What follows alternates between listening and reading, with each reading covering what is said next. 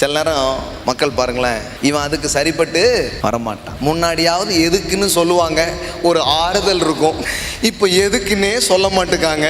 அப்படி சொல்லி யாரெல்லாம் சரிப்பட்டு வரமாட்டாங்கன்னு சரித்திரத்தில் சொன்னாங்களோ, கடவுள் அவர்களை வைத்துதான் புதிய சரித்திரத்தையே எழுதியிருக்கிறார்.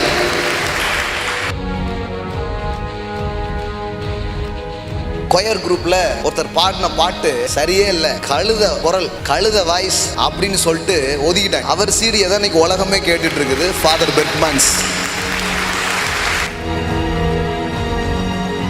ஸ்கூலால் ஒதுக்கப்பட்ட, தன்னுடைய தாயாரால் ஏற்றுக்கொள்ளப்பட்டு வளர்க்கப்பட்ட தாமஸ் எடிசனை குறித்து தான் இன்றைக்கு கல்லூரிகளிலும் கலாசாலைகளிலும் படித்து கொண்டிருக்கிறார்கள்.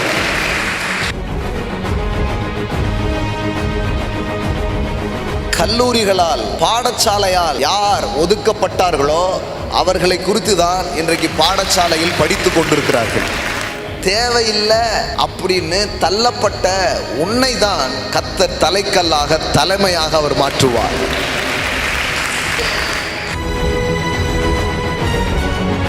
தள்ளப்பட்டிருக்கீங்களா? அப்பனா தலைமை ஏற்க தயாராயிடுங்க. ஏன்னா பைபிள் படி தள்ளப்பட்டவர்கள் எல்லாம் தலைவர்களாக மாற்றப்படுகிறார்கள். ரிஜெக்ட் பண்ணப்பட்டவங்க எல்லாம் செலக்ட் பண்ணப்படுறாங்க. ஒதுக்கப்பட்டவங்க எல்லாம் ஒய்யாரமா வருகிறாங்க.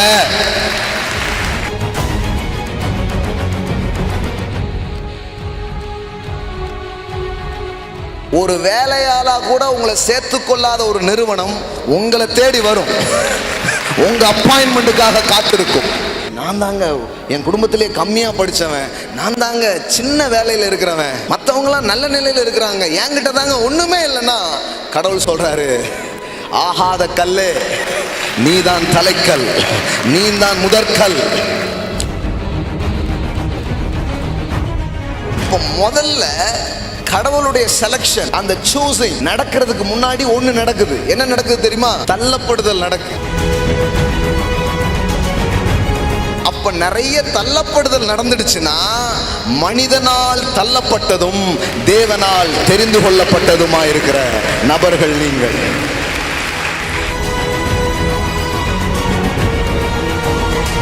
அப்போ உங்க வாழ்க்கை சிலரால் அசட்ட பண்ணப்பட்டதா இதுக்கு முன்னாடி பார்க்கப்பட்டிருக்கலாம்.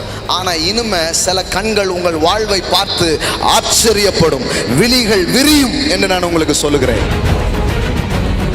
எனக்கு மட்டும் ஏன் பிரதர் இப்படி நடக்கு, எனக்கு மட்டும் ஏன் இப்படி ஆச்சு? எல்லாரும் ஓரளவுக்கு இருக்கிறாங்க, ஆனா எனக்கு ஏன் இப்படி ஆகுதுன்னா, எல்லாருக்கும் நடக்காத சில கஷ்டம் உங்களுக்கு நடந்துச்சு. அதைத்தானே நீங்க பார்த்துருக்கீங்க. ஆனா இன்னைக்கு ஆண்டவர் சொல்றாரு, எல்லாருக்கும் நடக்காத ஒரு உயரும் ஒரு நன்மையும் உன் வாழ்க்கையில நடக்க போகுது. அதை நீ பார்க்க போற.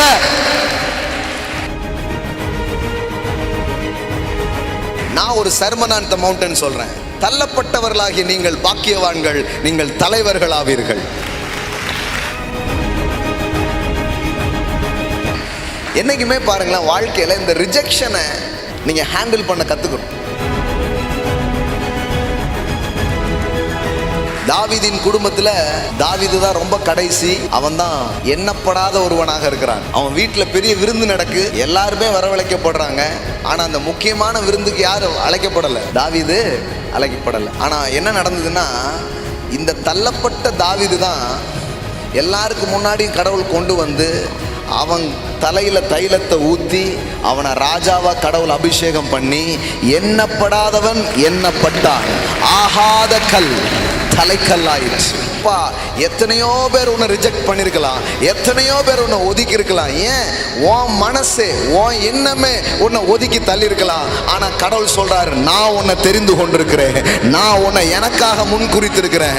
நீ என்னால் தெரிந்து கொள்ளப்பட்டவன், நீ என்னால் அழைக்கப்பட்டவன். ஊரே உன்னை ஒதுக்கி தள்ளினாலும் உன்னை உண்டாக்கிற நான் உன்னை உயர்த்தாமல் விட மாட்டேன், உன்னை தூக்காம விட மாட்டேன். ஆகாத கல் தலைக்கல்லாகும்.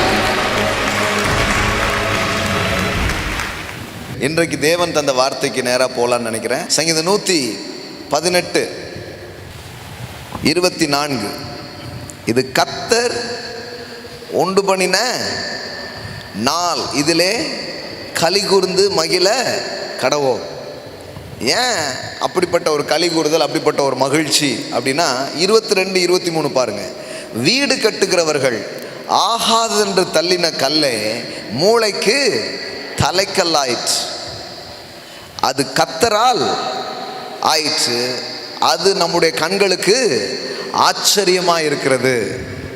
இந்த வசனம் எத்தனை பேருக்கு புரியுதுன்னு தெரியல. ஆனால் நிறைய பேருக்கு ரொம்ப பிடிச்ச வசனம். ஆகாதுன்னு தூக்கி போட்ட ஒரு கல் தான் அஸ்திபார கல்லாவே மாறிடுச்சான். அதை வச்சாதான் கட்டடமே கட்ட முடியுங்கிற மாதிரி ஆயிடுச்சு. அப்போ கர்த்தர் இந்த வார்த்தையிலிருந்து என்ன சொல்ல விரும்புறாரு? தேவையில்லை அப்படின்னு தள்ளப்பட்ட உன்னை தான் கர்த்தர் தலைக்கல்லாக தலைமையாக அவர் மாற்றுவார். ஆமென். நான் சொல்றேன், தள்ளப்பட்டவர்கள் தான் தலைமை ஏற்பார்கள். இன்னைக்கு காலையில் நீங்கள் எத்தனை பேர் ரெடியாக வந்திருக்கீங்கன்னு எனக்கு தெரியல. ஆனால் இன்னைக்கு காலையில் நான் உங்களுக்கு சொல்கிறேன், ரொம்ப ஒதுக்கப்பட்டிருக்கீங்களா? நீங்கள் தான் உயர்த்தப்பட போகிறீங்க. நீங்கள் தான் உயர்த்தப்பட போகிறீங்க. என் கம்பெனியில் என்னை ஒதுக்கி வச்சிருக்கிறாங்க, என் வீட்டில் என்னை ரொம்ப ஒதுக்கி வச்சிருக்கிறாங்க, என் உறவினர்கள் நடுவில் நான் தான் ரொம்ப ஒதுக்கப்பட்டிருக்கிறேன், பல்வேறு ரீதியில் என்னை ரொம்ப ஓரம் கட்டிட்டாங்க அப்படின்னு சொன்னால் கடவுள் உங்களை ஒய்யாரமாக வைக்க போகிறார். எல்லாம் சொல்லுங்க, தள்ளப்பட்ட கல் தலைக்கல்லாயிற்று. தள்ளப்பட்ட கல்லை கொஞ்சம் ஓரமாக எங்கேயாவது வச்சா ஓகே. ஆனால் கடவுளுக்கு அதுக்கு பிடிக்காது. கடவுள் எப்படிப்பட்டதுன்னா, தள்ளுன பத்தியா அதை தான் தலைவனாக்க போகிறேன். இன்னைக்கு காலையில் இந்த இடத்துல வந்திருக்கிற உங்களுக்கு நான் சொல்கிறேன், நீங்கள் எந்த அளவுக்கு ஒதுக்கப்பட்டிருக்கீங்களோ, எந்த அளவுக்கு ரிஜெக்ட் பண்ணப்பட்டிருக்கீங்களோ, நான் கடவுள் சொல்கிறாரு, ரிஜெக்ட் பண்ணப்பட்ட ஒன்றை நான் செலக்ட் பண்ணியிருக்கிறேன், நான் உன்னை தெரிந்து கொண்டிருக்கிறேன். ஆமென். தள்ளப்பட்ட கல் தலைக்கல்லாயிற்று. தள்ளப்பட்டுட்டேனேன்னு வருத்தத்தில் உட்கார்ந்துட்டு இருக்கிறாங்க நிறைய பேர். ஒதுக்கப்பட்டுட்டேனே, என்ன கண்டுக்கலையே, என்கிட்ட சொல்லலையே, என்ன முக்கியமா நினைக்காம விட்டுட்டாங்களே, எனக்கு பத்திரிக்கை தராம போயிட்டாங்களே, என் பேரை போடாம விட்டாங்களே, நான் போனேங்க என்ன கண்டுக்கவே இல்லைங்க. எல்லாருக்கும் பாருங்க அதான் வருத்தம். அப்போ கடவுள் சொல்றாரு, அப்போ உன்னைத்தான் எல்லாரும் கண்டுக்கிற மாதிரி நான் வைக்க போறேன், எல்லாரும் பார்க்குற மாதிரி உன்னை நான் வைக்க போறேன். ஆமே. என்னைக்குமே பாருங்களேன், வாழ்க்கையில் இந்த ரிஜெக்ஷனை நீங்க ஹேண்டில் பண்ண கத்துக்கணும். எங்கேயோ நாம் ரிஜெக்ட் பண்ணப்படுறோம். நாம் கொடுக்குற ஃபைல், நாம் அனுப்புகிற சில கொட்டேஷன்ஸ், நாம் அனுப்புகிற சில ரெஸ்யூம்ஸ், அல்லது நாம் பண்ணக்கூடிய ஏதோ ஒன்று எங்கேயோ ரிஜெக்ட் பண்ணப்படுது. நிறைய நோ வாழ்க்கையில் கேட்குறோம். எடுத்த உடனே எஸ் ஏமேன் அப்படின்லாம் கேட்குறது இல்லை. அது இங்கே தான் கேட்குறீங்க. வெளியிலலாம் என்ன கேட்குறீங்க? நோ, அதெல்லாம் முடியாது, தரமாட்டேன் அப்படின்னா வருது நிறைய, இல்லையா? அப்போ கடவுள் சொல்கிறாரு, அப்படிப்பட்ட விதத்தில் தள்ளப்பட்டு இருக்கிறதா அவர் சொல்கிறாரு, அதை எப்படி நீ எடுத்துக்கணும், அதை எப்படி நீ பார்க்கணுன்னா, தள்ளப்பட்ட கல்லு தான்ப்பா தலைக்கல்லாக மாறப்போகுது. தள்ளப்பட்ட கல்லு தான் தலைக்கல்லாய் மாறப்போகிறது. ஆமென். என் குடும்பத்தில் அதனால தான் சில பேரை கடவுள் செலக்ட் பண்ணுறார், சில பேரை கடவுள் அழைக்கிறார். அவங்கெல்லாம் என்ன சொல்கிறாங்க தெரியுமா கடவுள்கிட்ட? நாங்கள் சின்ன கோத்திரம், நாங்கள் சின்ன குடும்பம் அப்படின்னு தான் சொல்கிறாங்க. கடவுள் சொல்கிறார், அதனால தான் கூப்பிட்டேன். ஏன்? சின்ன ஒன்றை பெரியவனாக்குறது தான் என் வேலை. இந்த இடத்துல வந்திருக்கிற பிள்ளைகள் ஒன்றும் பெரிய பின்னணியில் உள்ள பிள்ளைகள் கிடையாது. எனக்கு நல்லா தெரியும். சாமானியமான நம்மளை கடவுள் அழைத்திருப்பது நம்மை கொண்டு அவர் யார் என்பதை வெளிப்படுத்துவதற்காக, நம்மை கொண்டு அவர் யார் என்பதை காட்டுவதற்காக. நான் ஒரு சின்ன கிராமத்திலேருந்து வர்றேங்க. பெரிய படிப்பறிவு எனக்கு கிடையாதுங்க. நான் ரொம்ப எளிமையான வருமானம் தான் எனக்கு வந்திருக்கு. எனக்கு சப்போர்ட் பண்ண யாருமே இல்லைங்கிற எளிமையான சாதாரண பின்னணி உங்களுக்கு இருக்கலாம். கடவுள் சொல்றாரு, நீ தான் எனக்கு தேவை, உன்னை வச்சு தான் என் மகிமையை நான் காட்ட போறேன். ஆமென். எப்படி இருக்குது பாருங்க, ஒரு வசனம் படிச்சாலும் எப்படி இருக்கு பாருங்க பைபிள்ல. அதுவும் பாருங்க, ஆகாததென்று தள்ளப்பட்ட கல். இவன் ஆகவே மாட்டான். சில நேரம் மக்கள் பாருங்களேன், இவன் அதுக்கு சரிப்பட்டு வரமாட்டான். முன்னாடியாவது எதுக்குன்னு சொல்லுவாங்க, ஒரு ஆறுதல் இருக்கும். இப்போ எதுக்குன்னே சொல்ல மாட்டேங்காங்க, மொட்டையாக சொல்லிட்டு போயிடுறாங்க. இவன் அதுக்கு சரிப்பட்டு வரமாட்டான். அப்படி சொல்லி யாரெல்லாம் சரிப்பட்டு வரமாட்டாங்கன்னு சரித்திரத்தில் சொன்னாங்களோ கடவுள் அவர்களை வைத்துதான் புதிய சரித்திரத்தையே எழுதியிருக்கிறார்.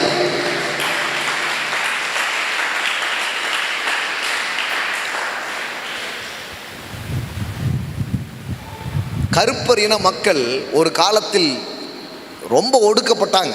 இப்போ கூட கொஞ்சம் இருக்குது, ஆனால் முன்னாடி இருந்த மாதிரி இல்லை. கருப்பர் இன மக்கள் மிகப்பெரிய அளவில் ஒடுக்கப்பட்டாங்க. ஆனால் எந்த அளவுக்கு அந்த ஜனங்கள் ஒடுக்கப்பட்டு புறக்கணிக்கப்பட்டு இருந்தாங்களோ கடவுள் பாருங்க, அந்த கூட்டத்திலேயே ஒரு ஆளை எழுப்பி 2 முறை அமெரிக்கா ஜனாதிபதியாக உட்கார வச்சிட்டார். Barack Obama. ஒரு கருப்பர் வெள்ளை மாளிகைக்குள் நுழைந்தார். எத்தனை பேர் புரிஞ்சுன்னு தெரியல. சரித்திரம் மாற்றப்பட்டது. ஆமென். நான் சொல்றேன், வரலாறுகளெல்லாம் மாத்துறதுக்கு தான் உங்களை கூப்பிட்டுருக்கிறார். நீங்க சொல்லலாம், நானே வாழ வழி இல்லாமல் இருக்கேன், வரலாறா அப்படிங்களா? ஆமா, ஆகாததென்று தள்ளப்பட்ட கல். இவன் ஆக மாட்டான், இவன் அதுக்கு சரிப்பட்டு வரமாட்டான், இவளுக்கு வாழவே தெரியல, இவன் வாழ்றதுக்கே தகுதி இல்லை, இவனுக்கு வாழ்றதுக்கான காரியமே கிடையாது அப்படின்னு உங்களை ஒதுக்கி உங்களை தள்ளி நீங்க அதுக்கான ஒரு உங்களுக்குள்ளே வந்துடும். பாருங்க, தொடர்ந்து ரிஜெக்ட் பண்ணப்பட்டுக்கிட்டே இருந்தா ஒரு குறிப்பிட்ட டைம்ல உங்களுக்கு என்ன வந்துடும்? ஆமா, நாம எதுக்குமே சரிப்பட்டு பாருங்க, மற்றவங்க உங்களை சரிப்பட்டு வரமாட்டேன் ஆகாதவன் சொல்றது வேற. ஆனால் உங்களுக்கே அப்படி ஒரு எண்ணம் வந்துச்சுன்னு பாருங்களேன், அது ரொம்ப பரிதாபமானது. அந்த இடத்துக்கு கூட நீங்கள் வந்திருக்கலாம். இன்னைக்கு காலையில் நமக்கு பிஸ்னஸ் வராது போல, நமக்கு இந்த படிப்பு வராது போல, நமக்கு ஊழியமே வராது போல, நமக்கு குடும்ப வாழ்க்கையில் நமக்கு எதுவுமே கிடையாது போல அப்படின்னு ஆகாம தள்ளப்பட்ட கல்லா இன்னைக்கு காலையில் இந்த இடத்துல உட்கார்ந்துருக்கலாம். தேவனுடைய பிரசன்னத்திலிருந்து இந்த வார்த்தையை நான் உங்களுக்கு சொல்லுகிறேன். தள்ளப்பட்ட நீங்கள் தான் தலைக்கல்லாக மாற்றப்படுவீர்கள். ஆகாத கல்லு தான் ஆளுகிற இடத்திற்கு வருகிறது. ஆமென். தாவீதின் குடும்பத்தில் தாவீது தான் ரொம்ப கடைசி. அவன் தான் எண்ணப்படாத ஒருவனாக இருக்கிறான். அவன் வீட்டில் பெரிய விருந்து நடக்கு, எல்லாருமே வரவழைக்கப்படுறாங்க. ஆனால் அந்த முக்கியமான விருந்துக்கு யார் அழைக்கப்படலை? தாவீது அழைக்கப்படலை. ஆனால் என்ன நடந்ததுன்னா, இந்த தள்ளப்பட்ட தாவீது தான் எல்லாருக்கு முன்னாடி கடவுள் கொண்டு அவன் தலையில் தைலத்தை ஊற்றி அவனை ராஜாவா கடவுள் அபிஷேகம் பண்ணி எண்ணப்படாதவன் எண்ணப்பட்டான். ஆகாத கல் தலைக்கல்லாயிற்று. ஆகாத கல் தலைக்கல்லாயிற்று. ஆமென். இந்த காலையில் இந்த இடத்தில் வந்திருக்கிற உங்களுக்கு ஸ்டார்டிங்லேயே ஆரம்பத்திலேயே பரிசுத்த ஆவியானவர் அந்த வார்த்தையை சொல்றாரு. எப்பா, எத்தனையோ பேர் உன்னை ரிஜெக்ட் பண்ணியிருக்கலாம், எத்தனையோ பேர் உன்னை ஒதுக்கி இருக்கலாம், ஏன் உன் மனசே உன் எண்ணமே உன்னை ஒதுக்கி தள்ளி இருக்கலாம். ஆனால் கடவுள் சொல்றாரு, நான் உன்னை தெரிந்து கொண்டிருக்கிறேன், நான் உன்னை எனக்காக முன் குறித்திருக்கிறேன், நீ என்னால் தெரிந்து கொள்ளப்பட்டவன், நீ என்னால் அழைக்கப்பட்டவன். ஊரே உன்னை ஒதுக்கி தள்ளினாலும் உன்னை உண்டாக்கிற நான் உன்னை உயர்த்தாமல் விடமாட்டேன், உன்னை தூக்காம விடமாட்டேன். ஆகாத கல் தலைக்கல்லாகும்.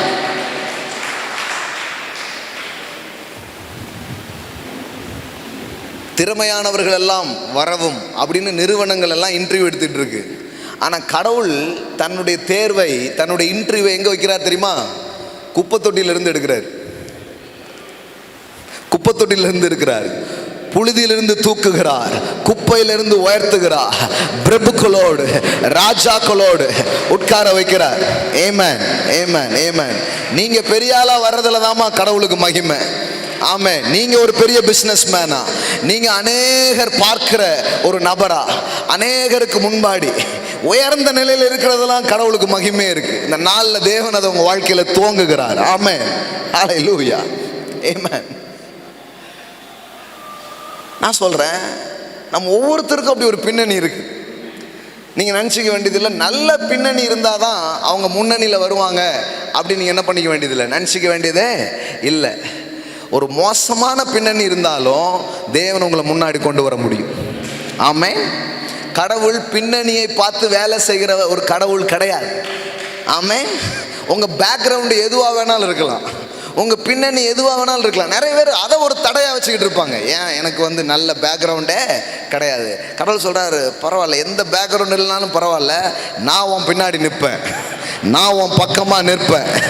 யாக்கோபு என்னும் பூச்சியே, இஸ்ரவேல் என்னும் சிறு கூட்டமே, பயப்படாது, நான் உனக்கு துணை செய்கிறேன், நான் உனக்கு துணை செய்கிறேன். சின்ன கூட்டம் தான். கடவுள் சொல்றாரு, பயப்படாத. பூச்சி மாறிங்க, என்னெல்லாம் நசுக்கிடுவாங்க. கடவுள் சொல்றாரு, பயப்படாத, நான் உனக்கு துணையா இருப்பேன், நான் உனக்கு ஆதரவா இருப்பேன். ஆகாத கல். ரொம்ப தள்ளப்பட்டங்க, எல்லாமே ரிஜெக்ஷனை தான் என் வாழ்க்கையில பார்த்துருக்கேங்க. உங்களுக்கு சொல்லட்டுமா, கடவுளுடைய ஏற்பாடு எப்படி இருக்கு தெரியுமா? மனிதனால் தள்ளப்பட்டதும், பேதுருவில் படிக்கிறோம், மனிதனால் தள்ளப்பட்டதும். பேதுரு 1 பேதுரு 2வது அதிகாரம் 4வது வசனம் பாருங்க. 1 பேதுரு 2:4. மனுஷரால் தள்ளப்பட்டதாயினும் தேவனால் தெரிந்து கொள்ளப்பட்டதும். இந்த ரெண்டு லைனை மட்டும் பார்க்கலாம், அப்புறமா மற்ற விஷயங்கள் சொல்றேன் பாருங்க. மனுஷரால் தள்ளப்பட்டதாயினும் தேவனால் தெரிந்து கொள்ளப்பட்டதும். நல்ல கவனிங்க, 2 வார்த்தை. முதல் வார்த்தை என்ன வருது? தள்ளப்படுதல். எல்லாம் சொல்லுங்க, தள்ளப்படுதல். அடுத்த வார்த்தை என்ன? தெரிந்து கொள்ளப்படுதல். எல்லாம் சொல்லுங்க, தள்ளப்படுதல், தெரிந்து கொள்ளப்படுதல். பக்கத்தில் கொஞ்சம் தள்ளுங்களேன், சும்மா லேசா தள்ளுங்க, தள்ளுங்க. தள்ளிட்டீங்களா? இதுதான் தள்ளப்படுதல். சில இதுதான் வாய்ப்புன்னு எம்புட்டு தள்ளணுமோ, தள்ளு தள்ளு தள்ளு தள்ளு தள்ளு. இப்போ இப்படி இழுங்களேன். எல்லாம் சொல்லுங்க, தள்ளப்படுதலும், அப்புறம் இழுங்க, தெரிந்து கொள்ளப்படுதலும். தள்ளும் போது எவ்வளோ வேகமாக தள்ளிங்க, இழுக்கும் போது அப்போ நல்லா இழுக்கணும். எல்லாம் சொல்லுங்க, தள்ளப்படுதலும், இப்போ தெரிந்து கொள்ளப்படுதலும். ஆமென். 2 வார்த்தை பாருங்க, இதெல்லாம் மனசில் அப்படியே பதியும். அதுக்கு தான் இதெல்லாம் பண்ணுறது, சும்மா வேடிக்கை காட்டுறது கிடையாது. தள்ளப்படுதல், அதுக்கப்புறம் தெரிந்து கொள்ளப்படுதல். அப்போ முதல்ல தேவனுடைய தெரிந்து கொள்ளுதல் ஒரு மனுஷனுடைய வாழ்க்கையில் வருவதற்கு முன்பாக கடவுளுடைய செலக்ஷன், கடவுளுடைய தெரிந்து கொள்ளுதல், அந்த சூசிங் நடக்கிறதுக்கு முன்னாடி ஒன்று நடக்குது. என்ன நடக்குது தெரியுமா? தள்ளப்படுதல் நடக்கு. அப்ப நிறைய தள்ளப்படுதல் நடந்துடுச்சுன்னா மனிதனால் தள்ளப்பட்டதும் தேவனால் தெரிந்து கொள்ளப்பட்டதுமா இருக்கிற நபர்கள் நீங்கள். ஆமென். அப்போ நான் சொல்றேன், உங்களை மனுஷன் தள்ளிட்டானா நீங்க சந்தோஷமாயிடணும். ஐயா, என்ன எல்லாரும் தள்ளிட்டாங்க, எல்லாரும் என்ன வெறுத்துட்டாங்க. ஏன்? தேவனுடைய தெரிந்து கொள்ளுதலுக்கு முன்னாடி முதல்ல என்ன நடக்குது? தள்ளப்படுதல் நடக்குது, ஒதுக்கப்படுதல் நடக்குது, ரிஜெக்ட் பண்ணப்படுதல் நடக்குது. ரிஜெக்ட் பண்ணப்பட்டுட்டீங்கன்னா நான் சொல்றேன், நீங்க தான் செலக்ட் பண்ணப்படுறீங்க, நீங்க தான் செலக்ட் பண்ணப்படுறீங்க. நீங்கள் தேவனால் தெரிந்து கொள்ளப்பட்டவர்களா இருக்கிறீர்கள். ஆமென். இப்போ என்ன ஒதுக்கிட்டாங்க, என்ன வேண்டான்ட்டாங்க, நான் நிறைய நோவை கேட்டுட்டேன், என்ன அதுக்கு சரிப்பட்டு வரமாட்டேன்ட்டாங்க. இப்படியே நீங்க கேட்டு கேட்டு வளர்ந்துருந்தீங்கன்னா இன்னைக்கு காலையில தேவனுடைய ஆவியானவர் இங்க வந்திருக்கிற பிள்ளைகளுக்கு, ஆன்லைன்ல பார்த்துட்டு இருக்கிற பிள்ளைகளுக்கு இந்த வார்த்தையை அனுப்புறாரு. நீ தள்ளப்பட்டிருக்கல, இந்த தள்ளப்பட்ட இந்த நிலையில இருக்கிற மக்கள் எதுக்கு அடையாளம்னா என்னால் அவர்கள் தெரிந்து கொள்ளப்பட்டவர்கள். அதனாலதான் அங்க வருது, எவ்வளவு அழகா வருது பாருங்க. 1 பேதுரு 2:4 பாருங்க. மனுஷனால் தள்ளப்பட்டதும் தேவனால் தெரிந்து கொள்ளப்பட்டதும் விலையேற பெற்றதுமா இருக்கிற ஜீவனுள்ள கல்லாகிய அவரிடத்தில் சேர்ந்தவர்களாகிய நீங்களும். இன்னும் சொல்ல போனா காட்ஸ் செலக்ஷன் வர்றதுக்கு முன்னாடி மனுஷனுடைய ரிஜெக்ஷன் வருது. முதல்ல ரிஜெக்ஷன் வருது, அப்புறம் தான் செலக்ஷன் வருது. ஹலோ, என்ன ரொம்ப தள்ளிட்டாங்க, என்ன ரொம்ப ஒதுக்கிட்டாங்க, என் வாழ்க்கையில எல்லாமே தள்ளப்படுது, ரிஜெக்ட் அப்படிங்கிற வார்த்தை தான் நான் ரொம்ப கேட்குறேன் அப்படின்னீங்கன்னா, நான் சொல்கிறேன், நீங்கள் ஏதோ ஸ்பெஷலான காரியத்திற்காக, ஏதோ விசேஷமான காரியத்திற்காக நீங்கள் தெரிந்து கொள்ளப்பட்டவர்களாக இருக்கிறீர்கள். You are not ordinary. You are not somebody. நீங்க ஏதோ ஒரு சாதாரண ஆள் கிடையாது. உலகம் யாரெல்லாம் ஒதுக்கி தள்ளினதோ அவர்கள் தான் வேற மாதிரி வந்திருக்கிறாங்க. இது ஒரு ஆகாத கூட்டம், இது ஒரு வேண்டாத கூட்டம், இவங்க சரியே கிடையாது, இந்த குடும்பம் சரியே கிடையாது, இந்த இந்த இந்த பையன் சரியே கிடையாதுன்னு இந்த உலகம் மனிதர்கள் யாரெல்லாம் தூக்கி தூர வச்சாங்களோ அவர்கள் தான் பின்னாடி பெரிய ஆட்களாக வந்திருக்கிறாங்க. ஆமென். ஒரு ஸ்கூல்ல ஒரு மாணவன் ஆசிரியர்களால் வீட்டுக்கு அனுப்பப்படுகிறான். ஒரு லெட்டரோட. அந்த லெட்டரில் எழுதியிருக்குது, உங்க பையனுக்கு எரும மாட்டு தலை, எம்புட்டு பாடம் நடத்தினாலும் உள்ள யாராது அப்படின்னு எழுதி அதை புக்குக்குள்ளே வச்சு அந்த பையன் என்ன பண்ணிட்டாங்க, அனுப்பிட்டாங்க. அந்த பையன் வீட்டுக்கு வந்து அதை கொடுத்தான். அவங்க அம்மா பார்த்தாங்க, அந்த வார்த்தையை மறைச்சி ஒரு ட்ராவில் தூக்கி போட்டுட்டு, தம்பி நாளையிலிருந்து நீ ஸ்கூலுக்கு போக வேண்டாம். ஏம்மா நான் ஸ்கூலுக்கு போக வேண்டாம்? அப்போ அந்த அம்மா சொன்னாங்களாம், நீ ரொம்ப ஸ்பெஷலான ஒரு பையன், அதனால் உனக்கு சொல்லி கொடுக்குற அளவுக்கு ஆசிரியர்களுக்கு அறிவில்லையா, நாளையிலிருந்து அம்மாவே உனக்கு எல்லாத்தையும் சொல்லித்தர போகிறேன் அப்படின்னு ஸ்கூலால் ஒதுக்கப்பட்ட, தன்னுடைய தாயாரால் ஏற்றுக்கொள்ளப்பட்டு வளர்க்கப்பட்ட தாமஸ் எடிசனை குறித்து தான் இன்றைக்கு கல்லூரிகளிலும் கலாசாலைகளிலும் படித்து கொண்டிருக்கிறார்கள். அவர் ஒரு நாள் பெரிய சயின்டிஸ்டாக மாறிட்டார். அப்படி மாறினதுக்கு அப்புறம் ஒரு நாள் இந்த டிராயர்லாம், அவங்க அம்மாலாம் இறந்து போயிட்டாங்க, எடுத்து பார்க்கும்போது அந்த புக்கு கிடச்சிச்சு. அந்த புக்கில் அந்த டீச்சர் எழுதி கொடுத்தாங்களே அந்த வாக்கியம் கிடச்சிச்சான். அதை பார்த்தாராம், அதில் எழுதினுச்சான், உங்கள் பையனுக்கு என்ன இருந்துச்சு, எரும மாட்டு தலை. அவர் பார்த்தாராம், அம்மா இதெல்லாம் மறைச்சி என்ன இந்த அளவுக்கு என்ன பண்ணியிருக்கிறாங்க, கொண்டிருக்காங்கன்னு சொல்லி அவர் அம்மாவுடைய அன்பை எண்ணி அவர் வந்து ரொம்ப வியந்தாராம். நான் சொல்ல வந்தது என்னன்னா, கல்லூரிகளால் பாடசாலையால் யார் ஒதுக்கப்பட்டார்களோ அவர்களை குறித்து தான் இன்றைக்கு பாடசாலையில் படித்து கொண்டிருக்கிறார்கள். நான் சொல்றேன், ரிஜெக்ட் பண்ணப்பட்ட பிள்ளையாக, ரிஜெக்ட் பண்ணப்பட்ட ஒரு நபராக. அன்னைக்கு ஒரு நிறுவனத்தை குறித்து நான் படித்து கொண்டிருந்தேன்.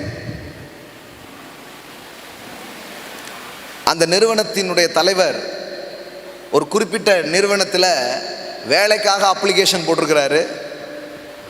அந்த கம்பெனி வந்து என்ன பண்ணிட்டு ரிஜெக்ட் பண்ணிடுச்சு.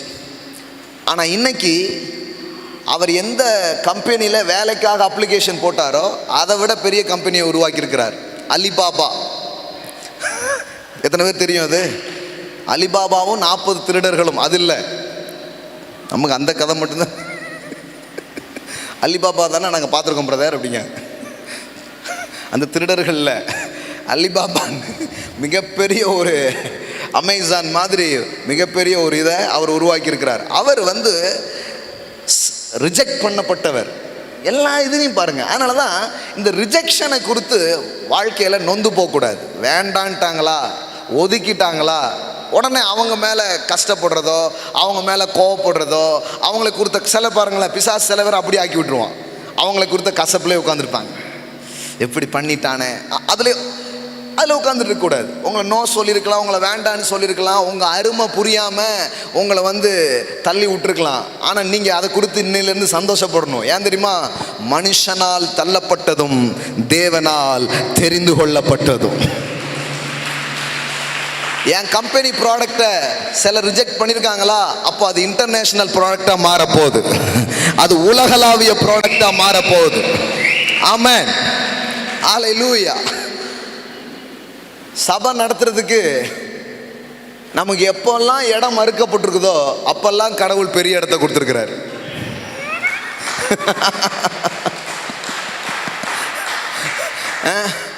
சில நேரம் அந்த அந்த சீனில் பார்த்தீங்கன்னா கொஞ்சம் கஷ்டமாக இருந்த மாதிரி இருக்கும். என்ன இது நமக்கு தரமாட்டுக்காங்களே, நமக்கு இப்படி இல்லைன்ட்டாங்களேங்கிற மாதிரி இருக்கும். ஆனால் இன்னொன்று என்ன தெரியுமா, கடவுள் என்ன வச்சிருக்கிறாருன்னா, இவன் இல்லைன்னு சொல்றதுலாம் நல்லதுப்பா, ஏன்னா உனக்காக நான் வச்சிருக்கிறது இதை விட பெருசு, அதை விட சிறந்தது, அதை விட உயர்ந்தது, அதை விட மேலானதை நான் உனக்காக வச்சிருக்கிறேன். ஆமென். அப்போ மனுஷனால் தள்ளப்பட்டதும், சில பேர் இந்த தள்ளுன மனுஷனையே கொடுத்து நொந்துக்கிட்டே இருப்பாங்க. என்ன தள்ளிட்டாங்கன்னு.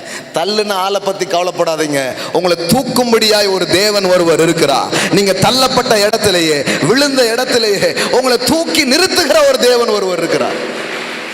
ஆமென். நான்லாம் கதை கேட்டுலாம் வளர்ந்துருக்கிறேன். அதில் ஒரு கதை என்ன தெரியுமா, நண்டு கதை. ரொம்ப பிரபலமான கதை, உங்க இப்போ முக்காவாசி பேருக்கு தெரிஞ்சிருக்கும். மனுஷன்னா எப்படி தெரியுமா, நம்மளை முன்னேறவே விட மாட்டான், நம்மளை தடுத்துருவான், நம்மளை தள்ளிடுவான். இதான் அந்த நண்டு கதை. அதுக்கு ஒரு எக்ஸாம்பிள் கதை வந்து இந்த நண்டு. ஒரு கப்பலில் வந்து நிறைய நாட்டு நண்டுகளை ஏற்றுமதி பண்ணிட்டு இருந்தாங்களாம். அப்போ திடீர்னு பார்த்தா ஒரு நாட்டு நண்டு பாக்ஸ் அது மட்டும் ஓப்பனாகவே இருந்திருக்கு. அப்போ கூப்பிட்டு கேட்டிருக்காங்க, என்ன இதை மூடவே இல்லையான்ட்டு. அப்போ ஒருத்தர் சொல்லியிருக்காரு, இந்த இந்த இந்த நண்டு ஸ்பெஷல் நண்டு, இதுக்கு மூடியே தேவையில்லை. அப்போ அவர் சொல்லியிருக்காரு, என்ன ஸ்பெஷல் நண்டு? ஆமாங்க, இது இந்திய நாட்டு நண்டு, இது ஒரு நண்டு ஏறினாலே இன்னொரு நண்டு என்ன பண்ணிடும், பிடிச்சி இழுத்து போட்டுரும், அதனால் இதுக்கு என்ன தேவையில்லை, மூடியே தேவையில்லை. இவங்களை யாரும் தடுக்க வேண்டியதில்லை, அவங்களே அவங்கள தடுத்துக்குவாங்க, அந்த மாதிரி நண்டு, அதனால மூடியே தேவையில்லைன்னு சொல்லிட்டு அப்படியே அனுப்பிச்சி விட்ருக்காங்க. இந்த கதையை தான் எனக்கு சொல்லியிருக்காங்க. எப்போ நம்ம நாட்டில் எப்படின்னா நம்மளை முன்னேறவே விட மாட்டாங்க. உண்மைதான், யதார்த்தத்தில் அது என்னதுதான் உண்மைதான். நம்ம முன்னாடி போகும்போது தடையை போடுவாங்க, தடுப்பாங்க, ஏதாவது ஒரு பிரச்சனையை பண்ணிட்டு தான் இருக்கிறாங்க. அதான் மனுஷன். நீங்கள் மனுஷனுடைய செயலை மனசுக்குள்ளே பெருசாக வைக்கக்கூடாது. நீ காலையில் அதை தான் சொல்ல வந்திருக்கிறேன் நான். மனுஷன் என்ன பண்ணா, மனுஷன் தள்ளிட்டான மனுஷன், அது மைண்டுக்குள்ளே பெருசாக வைக்கக்கூடாது. 1000 நண்டுகள் என்னை கீழே இழுத்தாலும், என்னை தள்ளி போட்டாலும், என்னை தூக்குகிற ஒரு கை இருக்கிறது, என்னை உயர்த்துகிற ஒரு கை இருக்கிறது, என்னை மேலே கொண்டு வருகிற ஒரு கரம் இருக்கிறது. ஆமென். நீ காலையில் நான் அதை பார்க்க போகிறேன், அதை நான் நம்ப போகிறேன். நண்டு கதை சொன்னவங்க அதே இடத்துல தான் உட்காந்துருக்குறாங்க. ஏன்னா அவங்க நண்டு கதையை அப்படியே நம்பினாங்க. நான் நண்டு கதையை நம்பலை, அந்த யதார்த்தத்தை புரிஞ்சுக்கிட்டேன். ஆமாம், இழுத்து போட சில கை இருக்கிறது, ஆனால் என்னை தூக்குகிற ஒரு கை, அந்த இழுத்து போடுற கையை விட பலத்த கரம், ஓங்கிய புயம். ஆமென். ஓங்கிய புயம் எனக்கு உண்டு, அது என்னை தூக்கும். எல்லாம் சொல்லுங்க, மனுஷன் தள்ளினாலும் உங்களை தூக்குகிற ஒருவர் இருக்கிறார். ஆமென். இப்போ இந்த இடத்துல நீங்க என்ன புரிஞ்சுக்கணும்னா, மனுஷனை குறித்து ஒரு தப்பான அபிப்பிராயத்துக்கோ, மனிதர்களை குறித்து ஒரு கசப்பான உணர்வுக்கோ நீங்க வரக்கூடாது. It's very very important. ஏன்னா நிறைய பேர் இப்படி மனிதர்களால் பாதிக்கப்பட்டிருக்கிறதுனால நம்ம எல்லாரும் என்ன நினைச்சிருவோம், மனுஷனாலே தப்பு. அப்படி கிடையாது. அவன் பாவம். என்ன பிரதர், என்ன தள்ளிட்டாங்களே, அவங்க பாவமா? ஆமா, நாளைக்கு உங்க உதவி தேவைன்னு உங்க முன்னாடியே வந்து நிற்பான். அந்த அளவுக்கு கடவுள் உங்களை உயர்த்தி வைப்பார். ஆமாங்க. யோசேப்ப குழிக்குள்ள தள்ளின சகோதரர்கள் தங்கள் வயிற்றை காப்பாற்றும்படியாய் ஒரு நாள் யோசேப்புக்கு முன்பாகவே வந்து நின்றார்கள். தள்ளினவர்களே இவன் தயவை நாடி வரும்படி செய்தார். அதனாலதான் வேதவசனம் சொல்லுது, உன்னை ஒடுக்கின யாவரும் உன் பக்கமாய் வருவார்கள். ஒரு வேலையாளா கூட உங்களை சேர்த்துக்கொள்ளாத ஒரு நிறுவனம் உங்களை தேடி வரும், உங்க அப்பாயின்மெண்ட்டுக்காக காத்திருக்கும். ஆமென். நீங்க நினைச்சுக்க வேண்டியதில்லை, இந்த மனுஷன் வந்து என்ன சொல்றானோ அதுதான் இறுதியானது நினைச்சுக்காதீங்க. Man's word is not final word. I tell you my friend, God's word is a final word. மனிதனுடைய வார்த்தைகள் இறுதி வார்த்தை அல்ல. எத்தனையோ முறை மனிதனுடைய வார்த்தைகள் இறுதி வார்த்தை என்று நினைத்தா தேவன் அதை வந்து இறுதி வார்த்தையா அல்ல, அவருடைய வார்த்தைகள் அதை மாற்றி அமைத்திருக்கிறது. எல்லா நிலையிலும் நீ தள்ளப்பட்டிருக்கலாம், ஆனால் தள்ளப்பட்ட கல் தான் தலைக்கல்லாக மாறுது. தள்ளப்பட்டதுனால மனுஷனை பற்றி தப்பான அபிப்பிராயத்தை போக வேண்டியதில்லை. இப்போ பாருங்களேன், அதே சகோதரர்கள் யோசேப்பினிடத்தில் வந்தபோது யோசேப்பு என்ன பண்ணா? வாங்கடா வாங்க, ஆணைக்கு ஒரு காலம் வந்தா பூனைக்கும் ஒரு காலம் வரும், வந்துடுச்சா? யார் அங்கே? காவலர்களே, பிடிச்சு சிறையில் அடையுங்கள், கொமட்டியிலே குத்துங்கள், சாப்பாட்டுக்கு குதிரைக்கு வைத்ததை போடுங்கள் அப்படின்னு சொல்லல பாருங்க. அவன் என்ன பண்றான்? அந்த ஊர்லயே பெஸ்ட் பிளேஸ், அதான் கோசேன் அப்படிங்கிற இடம். இந்த கோசேன் தான் அந்த முழு எகிப்திலேயே சிறந்த ஒரு இடம். அந்த இடத்துல அவங்கள வாழ வைக்கிறான். இது எப்படி தெரியுமா? இது வேற லெவல். உன் சத்துரு பசியா இருந்தால் அவனுக்கு ஆகாரம் கொடு. கடவுள் எந்த அளவுக்கு உங்களை உயர்த்திடுவார் தெரியுமா? உங்க சத்துருவுக்கே நீங்க சாப்பாடு போடுவீங்க. அப்படி யோசிங்க. உங்களை வேண்டான்னு சொன்னவங்களுக்கு நீங்க இல்லைன்னா வேலை நடக்காதுங்கிற இடத்துக்கு கடவுள் உங்களை கொண்டு வருவார். ஆகாத கல் தலைக்கல் ஆயிற்று, அது கத்தரால் ஆயிற்று. என்ன நம்ம எல்லாருமே அவ்வளோ ரிஜெக்ஷனை வாழ்க்கையில சந்திச்சிருக்கிறோம்.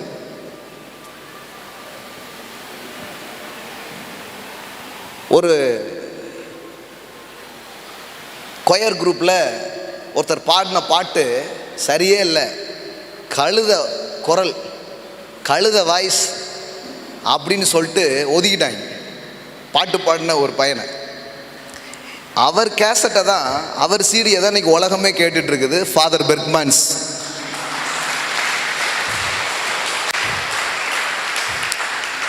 எல்லா கதையும் கவனிச்சு பாருங்க. உங்களை வேண்டான்ட்டாங்களா, டக்குன்னு முடிச்சுக்கோங்க, ஆஹா அப்ப நம்ம தான் ரொம்ப முக்கியமான ஆளு போல அப்படின்னு.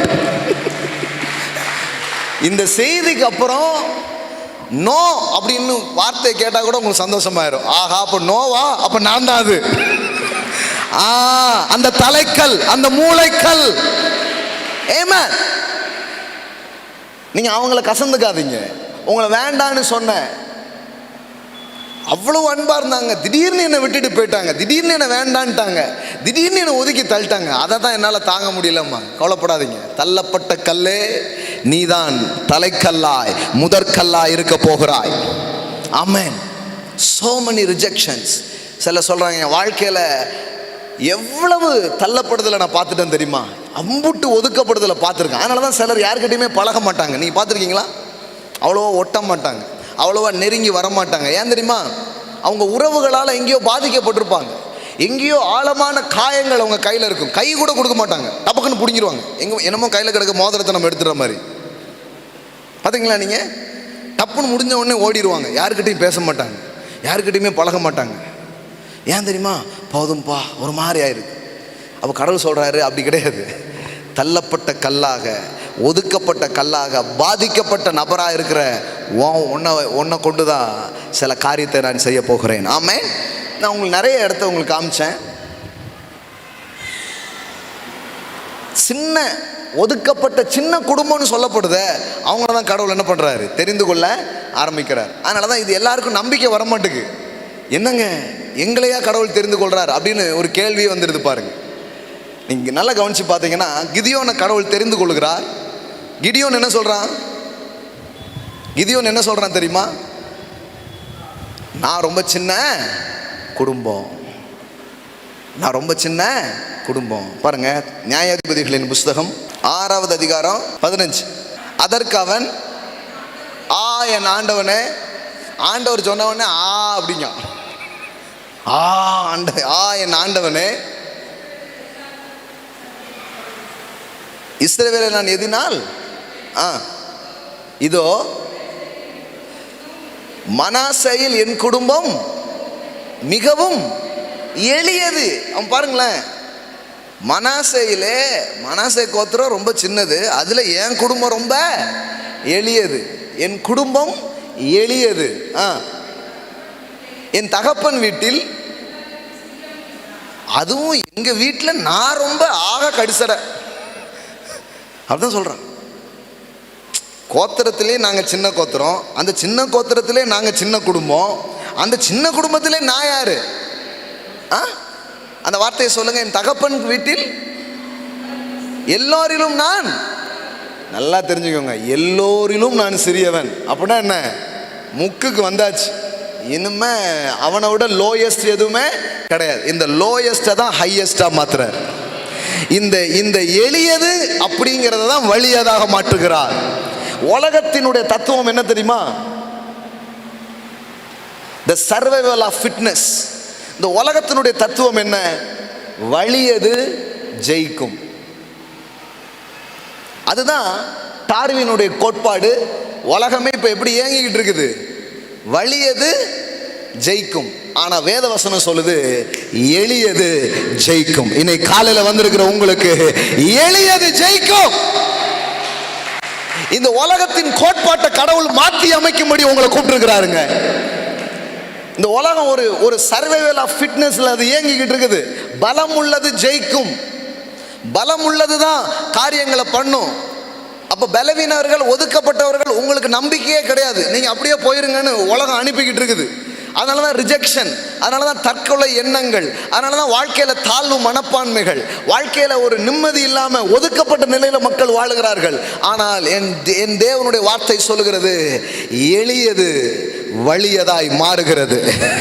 எளியதை தேவன் வலியதாய் மாற்றுகிறார். நான் தாங்க ரொம்ப கடைக்குட்டிங்க, நான் தாங்க என் குடும்பத்திலே கம்மியா படிச்சவன், நான் தாங்க சின்ன வேலையில இருக்கிறவன், மற்றவங்களாம் நல்ல நிலையில இருக்கிறாங்க, என்கிட்ட தாங்க ஒண்ணுமே இல்லைன்னா கடவுள் சொல்றாரு ஆகாத கல்லே நீதான் தலைக்கல், நீதான் முதற்கல். ஆமென். ஏன் இந்த மாதிரி தேவன் செய்யறாரு? ஏன்னா சங்கீதம் 118 தானே ஆரம்பிச்சோம். அங்க பாருங்க என்ன, ஏன் அப்படி செய்யறாரா? 18, 23, 22 இருந்து படிக்கிறேன். வீடு கட்டுகிறவர்கள் ஆகாதென்று தள்ளின கல்லே மூளைக்கு தலைக்கல் ஆயிற்று, அது கர்த்தராலே ஆயிற்று, அது நம்முடைய கண்களுக்கு ஆச்சரியமா இருக்கிறது. பாருங்க, தள்ளப்பட்டவன் ஒதுக்கப்பட்டவன் எப்படிங்க நல்லாவான்? கர்த்தரால. எல்லாம் சொல்லுங்க கர்த்தரால. எல்லாம் சொல்லுங்க கர்த்தரால் ஆயிற்று. இப்போ அதை பார்த்தா எப்படி இருக்குதான்? பார்க்கறதுக்கு எப்படி இருக்கான்? எல்லாம் சொல்லுங்க ஆச்சரியமா இருக்கு. எப்பா இந்த ஆகாத கல்லு இப்போ தலைக்கல் ஆயிட்ட, இந்த வேண்டான்னு தள்ளான இவன் தான் தலைவன் ஆயிட்டானா அப்படிங்கிறத பார்த்தா எல்லா கண்ணுக்கும் எப்படி இருக்கு? ஆச்சரியமா இருக்கு. அதான் நான் முதல்ல ஒரே லைன்ல சொன்னேன், உங்க வாழ்க்கையை பார்க்கும்போது கடவுளை பார்ப்பாங்க, தேவனை பார்ப்பாங்க. இந்த குடும்பம், இந்த நபர் இந்த இடத்திற்கு வந்திருக்காங்கன்னா அதுக்கு காரணம் இது கர்த்தரால் ஆயிற்று, நம் கண்களுக்கு ஆச்சரியமா இருக்கிறது. இது கர்த்தரால் ஆயிற்று, நம் கண்களுக்கு ஆச்சரியமா இருக்கிறது. ஆமென். Thank you sister. நான் சொல்றேன், உங்க குடும்பத்தை பார்க்குறவங்க, உங்க பிள்ளைகளை பார்க்குறவங்க இந்த ஸ்டேட்மெண்ட்டை சொல்ல போறாங்க. இந்த பிள்ளைங்க இந்த அளவுக்கு வந்திருக்காங்கன்னா, இந்த குடும்பம் இன்னைக்கு இந்த அளவுக்கு வந்திருக்குன்னா இது ஒரு மனித செயலே அல்ல, இது தேவ செயல். இது தேவ செயல். எல்லாம் சொல்லுங்க கர்த்தரால் ஆயிற்று, இது நம் கண்களுக்கு. அப்போ உங்க வாழ்க்கை சிலரால் அசட்டை பண்ணப்பட்டதா இதுக்கு முன்னாடி பார்க்கப்பட்டிருக்கலாம். ஆனா இனிமே சில கண்கள் உங்கள் வாழ்வை பார்த்து ஆச்சரியப்படும், விழிகள் விரியும் என்று நான் உங்களுக்கு சொல்லுகிறேன்.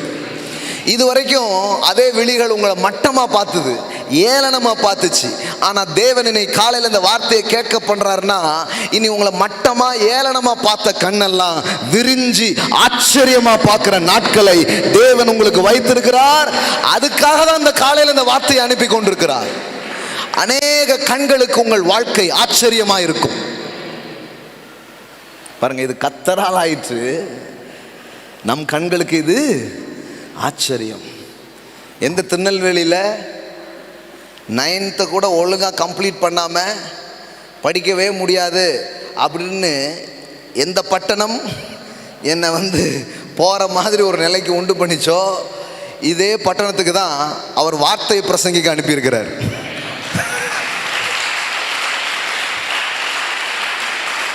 ஆமென்.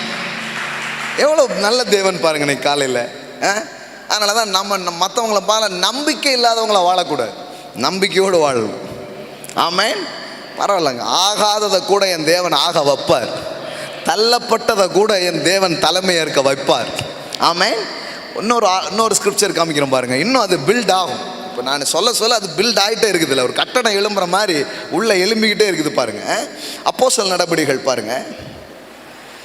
மோசே ஒரு டைமில் இஸ்ரவேல் ஜனங்களுக்கு தலைவனாக இருக்கும்படியான ஒரு ஊந்துதலில் அவன் தலைமை ஏற்கிறதுக்காக போகிறான். ஜனங்களுக்கு நல்லது செய்யணும் அப்படின்னு சொல்லிட்டு தான் என்ன பண்ணுறான், போகிறான். ஆனால் மோசேயை அவர்கள் ஏற்றுக்கொள்ள மறுக்கிறார்கள், அவனை புறக்கணிச்சிடுறாங்க. அவனை ஏற்றுக்கொள்ளலை, அவனை என்ன பண்ணுறாங்க, புறக்கணிச்சிடுறாங்க. ஆனால் இங்கே வேதவசனம் சொல்லுது பாருங்க, அப்போஸ்தலர் நடபடிகள் 7வது அதிகாரம் 35 பாருங்க. உன்னை அதிகாரியாகவும் நியாயாதிபதியாகவும் ஏற்படுத்தினவன் யார் என்று சொல்லி, அதாவது இவன் போய் லீடர்ஷிப் எடுக்கிறான், இவன் போய் ஜனங்களை கைட் பண்ண பார்க்குறான், இவன் போய் ஜனங்களுக்கு உதவ ஊழியம் செய்ய என்ன பண்ணுறான் நினைக்கிறான். ஆனால் இவங்க என்ன பண்ணிட்டாங்க, அவனை ஒதுக்கி தள்ளிட்டாங்க.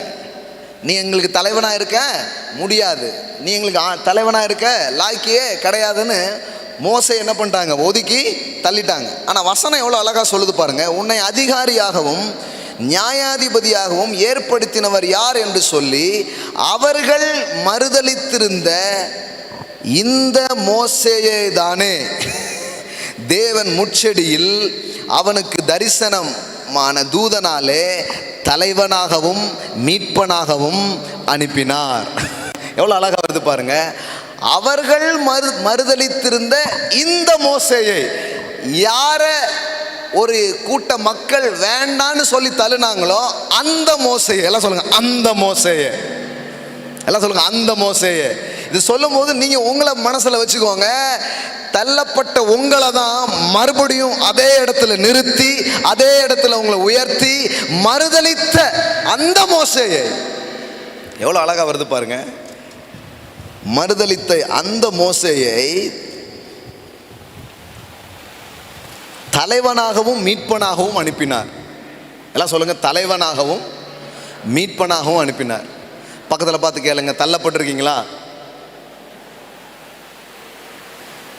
சும்மா அசைச்சு கேளுங்க, தள்ளப்பட்டிருக்கீங்களா? அப்போனா தலைமை ஏற்க தயாராகிடுங்க. ஏன்னா பைபிள் படி தள்ளப்பட்டவர்கள் எல்லாம் தலைவர்களாக மாற்றப்படுகிறார்கள், ரிஜெக்ட் பண்ணப்பட்டவங்கெல்லாம் செலக்ட் பண்ணப்படுறாங்க, ஒதுக்கப்பட்டவங்கெல்லாம் ஒய்யாரமாக வருகிறாங்க.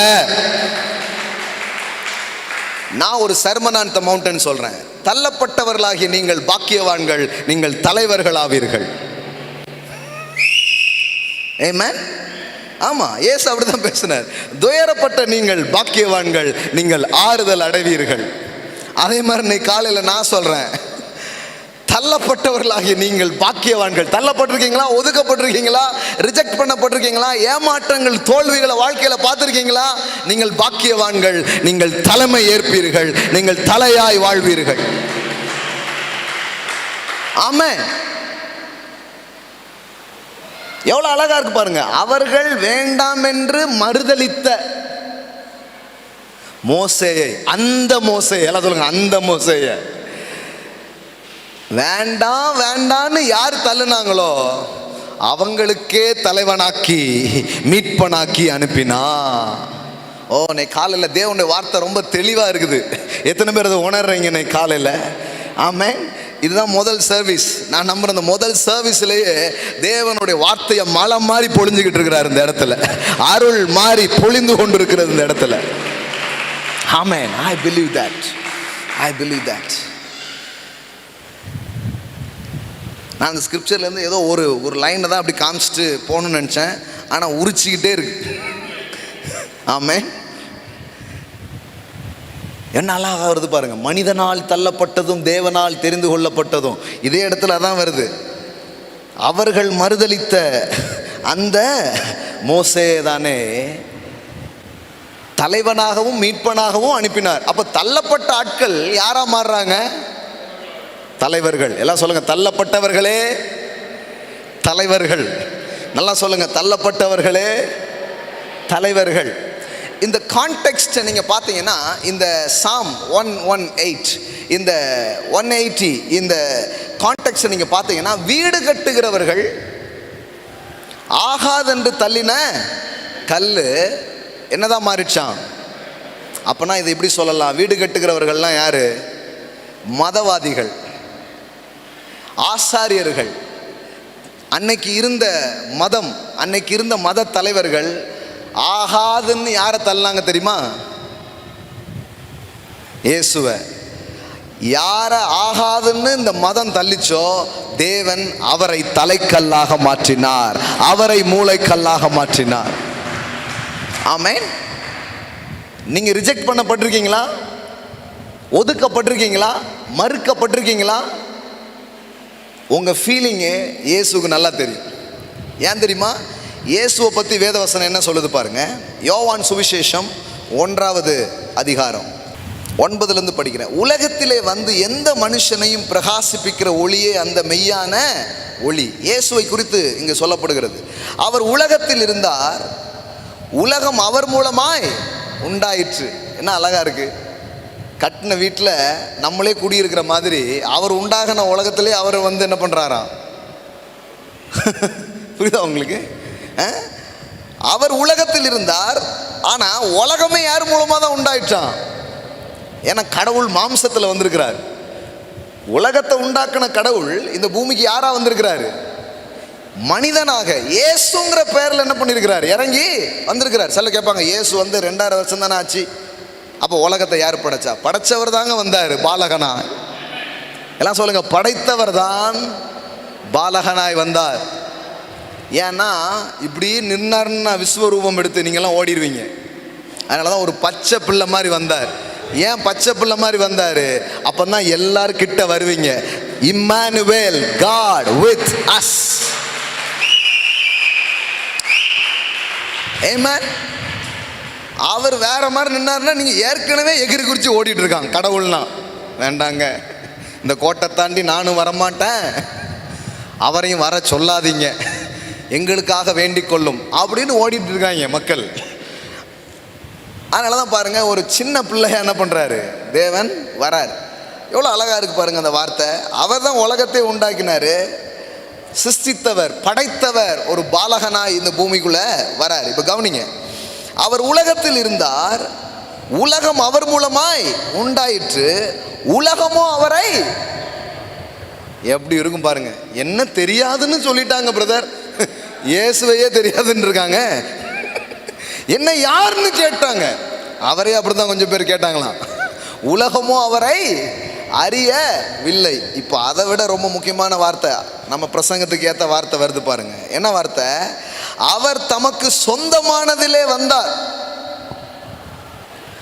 அவருக்கு சொந்தமானவர்களோ அவரை ஏற்றுக்கொள்ளவில்லை. எல்லாம் சொல்லுங்க, rejection.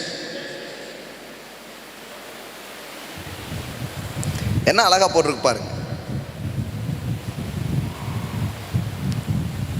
And those who were his own people, the Jew nation, did not receive and welcome him. அதே யூத குலத்தில், யூத ராஜசிங்கம், யூத இதில் அவர் வராரு.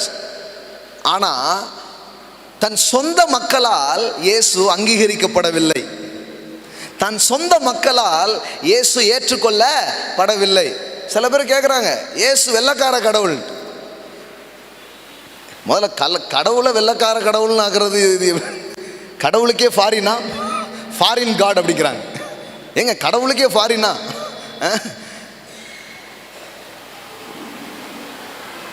இயேசு வந்து ஆங்கில மொழி பேசினவர் அல்ல, கோட்டு சூட்டு போட்ட ஆள் கிடையாது. எப்படி அவர் வெள்ளக்காரன்னு சொல்றாங்கன்னு தெரியல. அவர் சொந்த ஒரு இனத்தில் அவர் பிறந்தார். மாம்சத்தில் வந்த தேவன் ஒரு இனத்தில் பிறந்தார். அந்த இனத்தார் அவர் என்ன பண்ணலையா? ஏற்றுக்கொள்ளவில்லை. எல்லாம் சொல்லுங்க, அவர் தமக்கு சொந்தமானதிலே வந்தார். ஆனா சொந்தக்காரனும் சொக்காரனும் பங்காளியும் யாருமே அவரை ஏற்றுக்கொள்ளவில்லை. வீடு கட்டுகிறவர்கள் ஆகாதென்று தள்ளின கல் மூளைக்கு தலைக்கல் ஆயிற்று, இது கர்த்தரால் ஆயிற்று. கடவுள் பார்த்தாரு, எப்பா இந்த ஒரு பாஷக்காரன் பிதாவாகிய தேவன் குமாரனை பார்த்து, இந்த யூதம்ங்கிற ஒரு பாஷக்காரன் உன்னை வேண்டான்னு ஒதுக்கி தள்ளுறதுனால நீர் ஒன்றும் சாதாரண ஆள் கிடையாது, நீர் ஜாதிகளுக்கே தலைவனாக, நீ முழு உலகத்துக்கே இரட்சகராக இருக்கும்படி நான் உம்மை அனுப்பினேன். இப்ப பாருங்க, எல்லா பாஷை எல்லா கோத்திரம் இயேசுங்கிற நாமத்தை தொழுது கொள்ள ஆரம்பித்திருக்கிறது. ஆமென். எல்லாம் சொல்லுங்க, எல்லா பாஷை எல்லா கோத்திரமும் அவரை தொழுது கொள்ள ஆரம்பிச்சிட்டாங்க. ஆமென். அப்போ ஒதுக்கப்பட்டது ஒரு பாஷைக்காரர்கள், ஆனா இன்னைக்கு தோத்திரம்னு சொல்லிட்டு இருக்கிறதெல்லாம் பல பாஷைக்காரர்கள். ஆமென். ஏங்க, உங்க வாழ்க்கையில வர்ற ரிஜெக்ஷன்ங்கிறது ஒரு சின்ன அளவு தான், அது ஒரு லெவல்ல தான். ஆனா உங்களுக்கு வரும் மரியாதையும் பாராட்டும் கனமும் அதைவிட பல 1000 மடங்கு பெரிதா இருப்பதை உங்க வாழ்க்கையில நீங்க பார்க்க ஆரம்பிப்பீங்க. ஆமென். ஒரு நாள் குழியில தள்ளி விட்டாங்க யோசேப்பை, ஆனா வாழ்நாளெல்லாம் அவன் குழியில இல்லை. சில நாள் சிறையில் அவனை அடைக்கும் முயற்சிகள் நடந்தது, ஆனால் வாழ்நாளெல்லாம் அவன் சிறையில் இல்லை. ஆனால் தேவன் அங்கிருந்து அவனை தூக்கி 30 வயது நிரம்பினவனை தேசத்தின் அதிபதியாக உட்கார வச்சு வாழ்நாளெல்லாம் வாழ்வாங்கு வாழும்படியாக செய்தார். உங்கள் பாடு, உங்கள் உபத்திரவம், உங்கள் பிரச்சனை இதெல்லாம் டெம்பரவரி, தற்காலிகமான ஒன்று. அது சீக்கிரத்தில் காணாம போறதை நீங்க பார்ப்பீங்க. அது சீக்கிரத்தில் நீங்கும் இந்த லேசான உபத்திரவம். நீங்க அதுக்குள்ள கிடக்க மாட்டீங்க, உங்களை வெளியே கொண்டு வருவார்.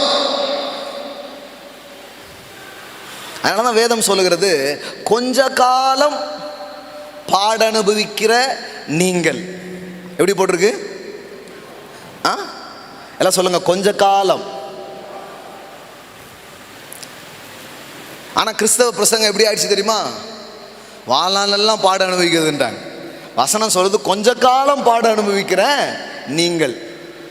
இன்னும் சொல்ல போனா இக்கால பாடுகள் இனி வெளிப்படும் மகிமையோடு ஒப்பிடத்தக்கவைகள் அல்ல. உங்களுக்கு வந்த ஒதுக்கப்படுதல், உங்களுக்கு வந்த நிராகரிப்பு, உங்களுக்கு வந்த பிரச்சனை இருக்குத, அது வரப்போகிற பாராட்டுக்கு முன்னாடி, வரப்போற மகிமைக்கு முன்னாடி, வரப்போற உயர்வுக்கு முன்னாடி அது ஒப்பிடத்தக்கவைகள் அல்லவே. என்ன அருமையான வார்த்தை பாருங்க. எல்லாம் சொல்லுங்க, இக்கால பாடுகள். இதெல்லாம் நோட் பண்ணிட்டே வாங்க.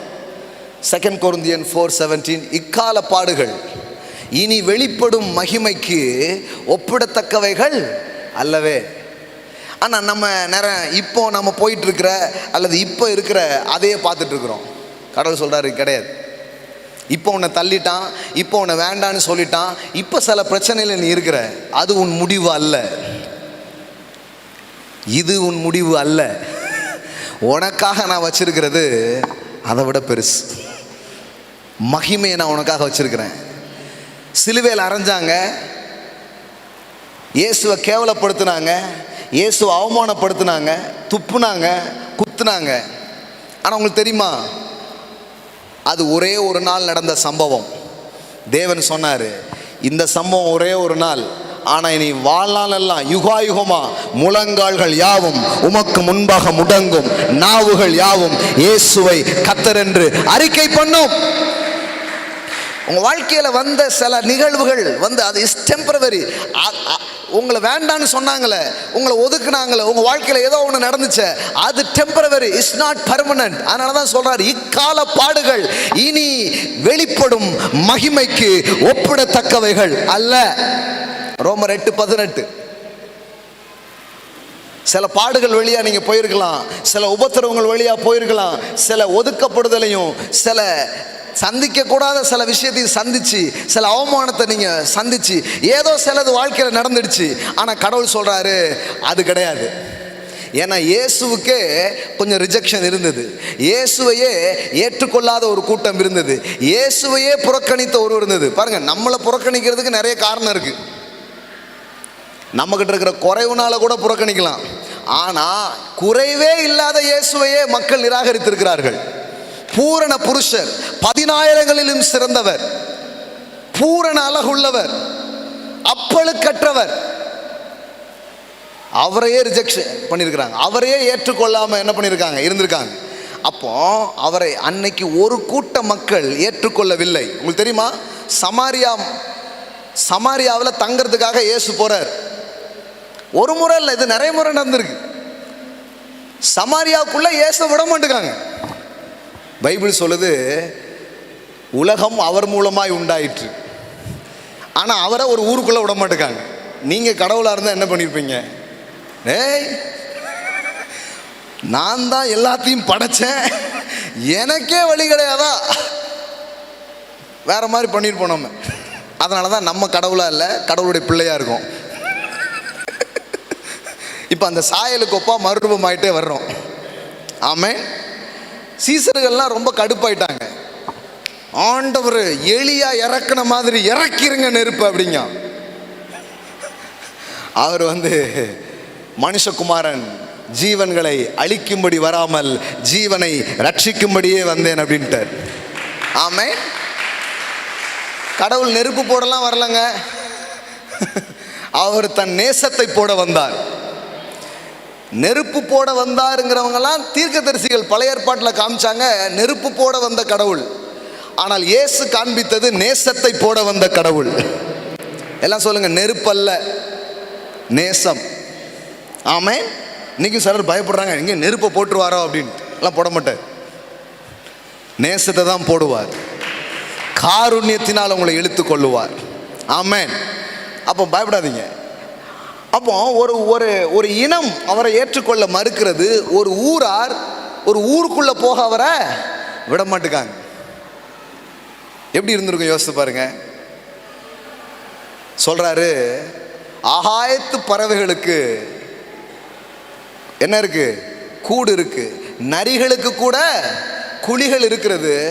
மனுஷகுமாரன் அப்படின்னா என்ன? எல்லாத்தையும் படைச்ச எனக்கு இன்னைக்கு ஒரு நைட்டு தங்க இடம் இல்லாம பண்ணிட்டாங்க. யோசித்து பாருங்க, தங்க இடம் இல்லாம பண்ணிட்டாங்க. தரணியே படைத்தவருக்கு தங்க இடம் இல்லை. ஆனா ஒரு டைம்ல அதே சமாரியர்கள் அந்த இயேசு முன்னாடி நிற்கிறாங்க. ஏன்னா ஒரே ஒரு பெண்ணுடைய வாழ்க்கை தொடப்படுது. அவ போய் சொல்றா, நான் மேசியாவை கண்டேன். இப்போ ஒட்டுமொத்த ஊரும் இயேசுகிட்ட வந்துடுச்சு. சொல்லட்டுமா? எந்த பாஷக்காரர்கள், எந்த ஊருக்காரர்கள் அவரை ஒதுக்கி தள்ளினார்களோ அவர்களை ஏற்றுக்கொள்ளுகிற மாதிரி தேவன் செய்தார். இன்னொரு ப்ரொஃபெட்டிக் வியூ ஒன்று சொல்றேன், நல்லா பிடிச்சுக்கோங்க. இன்னைக்கு நான் சொல்றத, சொந்தமானவர்கள் அவரை ஏற்றுக்கொள்ளவில்லை. ஆனா நம்ம யாரும் யூத வம்சத்தில் பிறக்கல, ஆனா நம்ம என்ன பண்ணிட்டோம்? அவரை ஏற்றுக்கிட்டோம். இப்ப கடவுள் என்ன செய்ய போறார் தெரியுமா? நம்ம வாழ்க்கையை உயர்த்தி நல்லாக்குறது மூலம் அவரை வேண்டான்னு சொன்ன யூத குலமே அவரை வேணும்னு சொல்லுகிற அளவுக்கு உங்க வாழ்க்கையை அவர் ஆசீர்வதிக்க போகிறார்.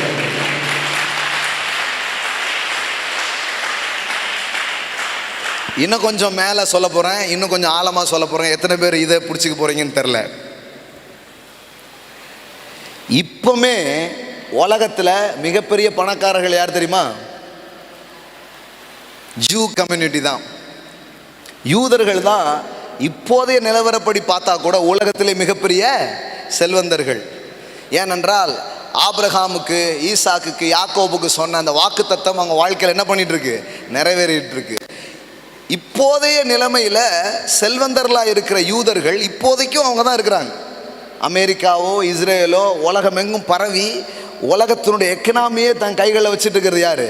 இந்த ஜூ பீப்புள். நான் உங்களுக்கு சொல்லட்டுமா?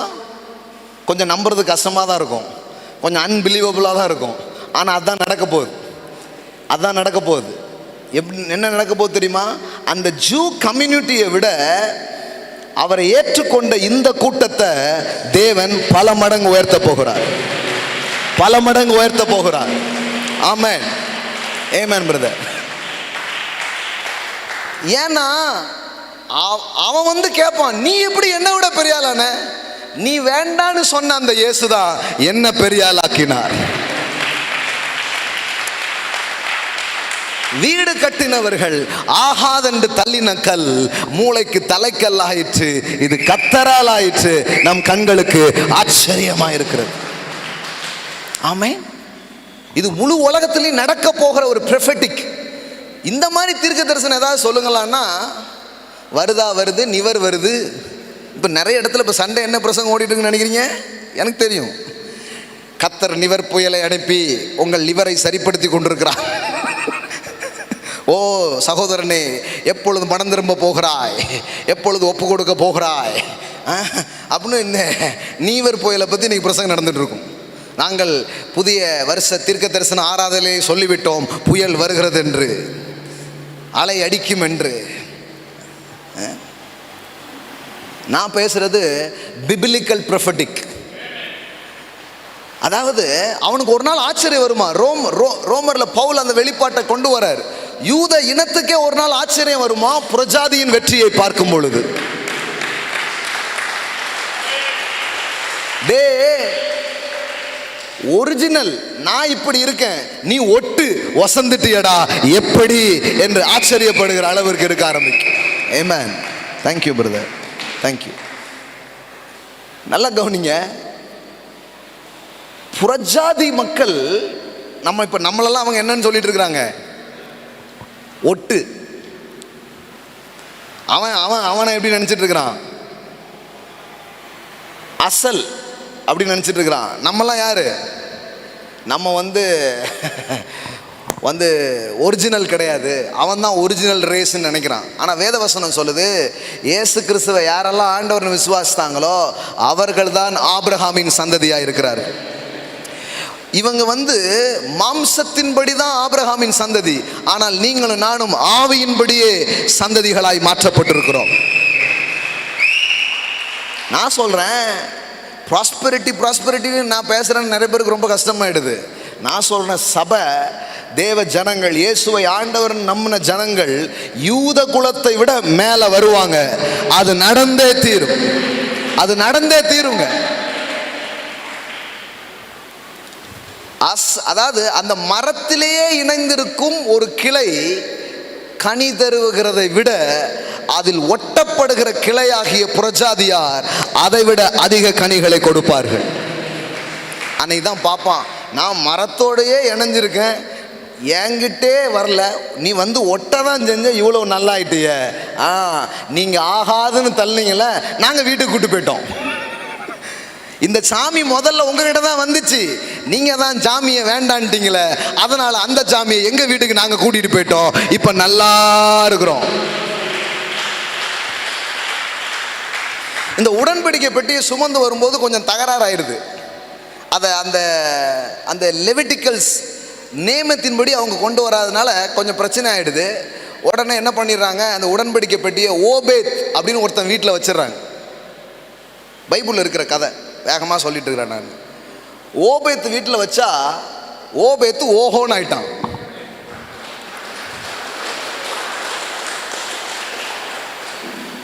ராஜாவோட ஒருத்தன் நல்லா ஆயிட்டு இருக்கான்ப்பா அப்படின்னு ஊர் பூரம் பேச்சு. என்னன்னா உடன்படிக்கை பெட்டி அவன் வீட்டில் இருந்தனாலே நல்லாயிட்டான்.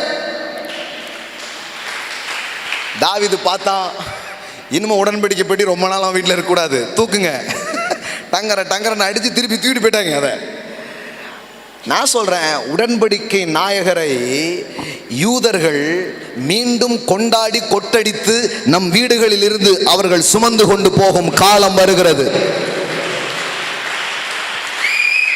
இவங்க எப்படியா நல்லானாங்க? உடன்படிக்கையின் பெட்டி, நீங்க வேணான்னு சொன்ன பெட்டி எங்க வீட்டில் இருந்தது. அந்த இயேசு, அந்த ரட்சகர் எங்க வாழ்க்கையில் இருந்தார், ஆகையால் நாங்கள் உயர்த்தப்பட்டோம். ஆமென். நான் சொல்றதெல்லாம் நடக்க போகுது.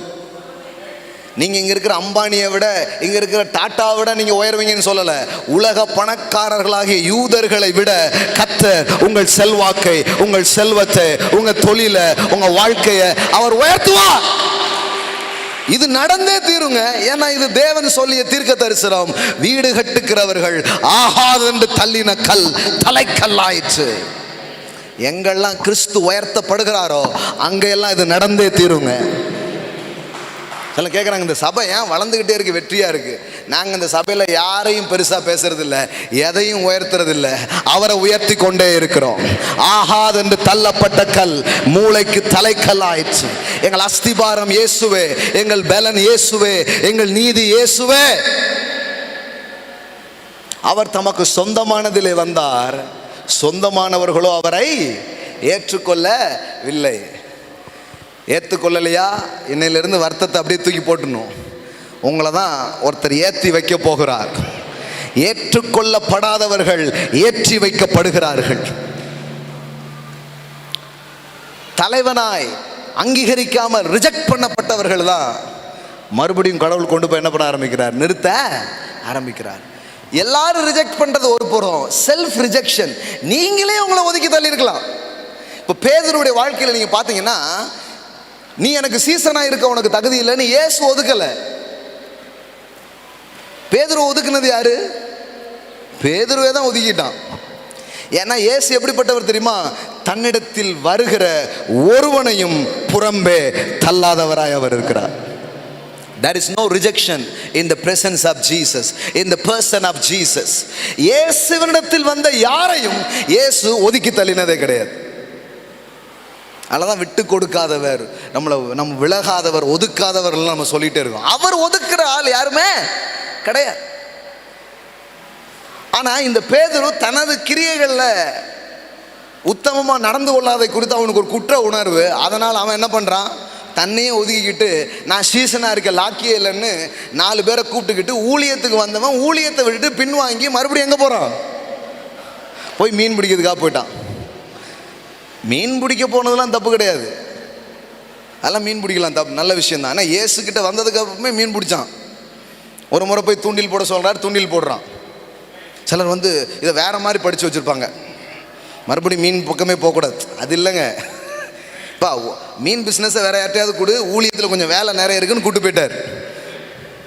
நம்ம ஆட்கள் தலைகீழ படித்து வச்சுருப்பாங்க, இனிமே நம்ம மீன் பக்கமே பெறக்கூடாது அப்படின்ட்டு. அப்படி இல்லை, மனதிலே ஒரு பின்மாற்றம் நடந்தது. என்ன பின்மாற்றம்? இனி நான் இயேசுவுக்கு சீசனாக இருக்கிறதுக்கு லாக்கியே கிடையாதுன்ட்டு. ஆனால் இயேசு சொல்லும்போது என்ன சொன்னார் தெரியுமா? உயிர்த்தெழுந்த செய்தியை சொல்லும்போது சொல்றாரு, நான் உயிரோடு எழுப்பினதை சீஷர்களுக்கும் யாருக்கும் போய் சொல்லுங்க, பேதுருவுக்கும் போய் அதை அறிவியுங்கள் அப்படிங்கிறார். இப்போ நான் என்ன கேட்குறேன்னா, சீஷர்கள்ட்ட சொல்லுங்க அப்படின்னாலே அந்த லிஸ்ட்ல பேதுரு வருவானா மாட்டானா? வருவானா மாட்டானா? ஆனா ஏன் சீஷர்களுக்கு போய் சொல்லுங்கள் பேதுருவுக்கும் சொல்லுங்கன்னு சொன்னாரு? எப்பா, நான் அவனை சீசன் லிஸ்ட்ல தான் நான் இன்னும் வச்சிருக்கேன். ஆனா அவன் அந்த லிஸ்ட்ல இருந்து அவன் பேர் என்ன பண்ணிட்டான், எடுத்துட்டான். அதனால சீசர்கள்லாம் வரணும்னா நம்ம சீசனே கிடையாதுங்க அப்படின்னு அவன் போயிடுவான். அதனால ஸ்பெஷல் இன்விடேஷன். அப்போ இன்னைக்கு காலையில் நான் சொல்றேன், தேவன் உங்களை யாரையுமே ஒதுக்கல. ஆனா சில காரியத்தினால உங்களையே நீங்க ஒதுக்கி தூர வச்சிருந்தாலும் இன்னைக்கு காலையில ஒரு ஸ்பெஷல் இன்விடேஷன் உங்களுக்கு வருகிறது, ஒரு விசேஷமான அழைப்பு இன்னைக்கு காலையில உங்களுக்கு வருகிறது. ஆமென். இன்னைக்கு காலையில உங்களை விசேஷமாய் தேவன் உங்களை அழைக்கிறார். நான் உன்னை தள்ளவே இல்லைப்பா, உன்னை நான் எப்படி தள்ளுவேன், உன்னை நான் எப்படி ஒதுக்குவேன்? ஒரு நம்ம வாழ்க்கையில் குறைவுகள் இருக்கலாம், அந்த அளவுக்கு சரியா நடந்துக்காத ஆளா இருக்கலாம். நான் சொல்றேன், தேவன் தள்ளின நபர்னு ஒருத்தருமே கிடையாது. தள்ளப்பட்டவர்களின் பக்கம் தேவன் நிற்கிறார், ஒதுக்கப்பட்டவர்களின் பக்கம் தேவன் நிற்கிறார். ஆமென். இயேசுவை பின்பற்றுறதுனால வந்த ஒதுக்கப்படுதல் அநேகருடைய வாழ்க்கையில் நடந்திருக்கு. நீங்க கவனிச்சு பாருங்க. இயேசு சிலர் சுகமாக்குறாரு, இயேசுவை அவங்க பின்பற்ற ஆரம்பிக்கிறாங்க. உடனே அவங்க என்ன பண்றாங்க, அந்த ஊரே சேர்ந்து அவங்கள ஒதுக்குது. ஆனா அந்த ஒதுக்கப்பட்டவர்களின் பக்கம் இயேசு என்ன பண்றாரு, நிக்கிறார். கவலைப்படாத, உன்னை ஊரே தள்ளலாம், ஆனா உன்னை உண்டாக்குனா உன்னை பிடிச்சி உன்னை தூக்குவேன், உன்னை நல்லா வைப்பேன், உன்னை வாழ வைப்பேன். ஆமென். நாளைக்கு அந்த ஊரே பார்க்குற அளவுக்கு உன் வாழ்க்கையை நான் சிறப்பாக மாற்றுவேன் என்பதான் அவருடைய வாக்காக இருக்கிறது. ஆமென்.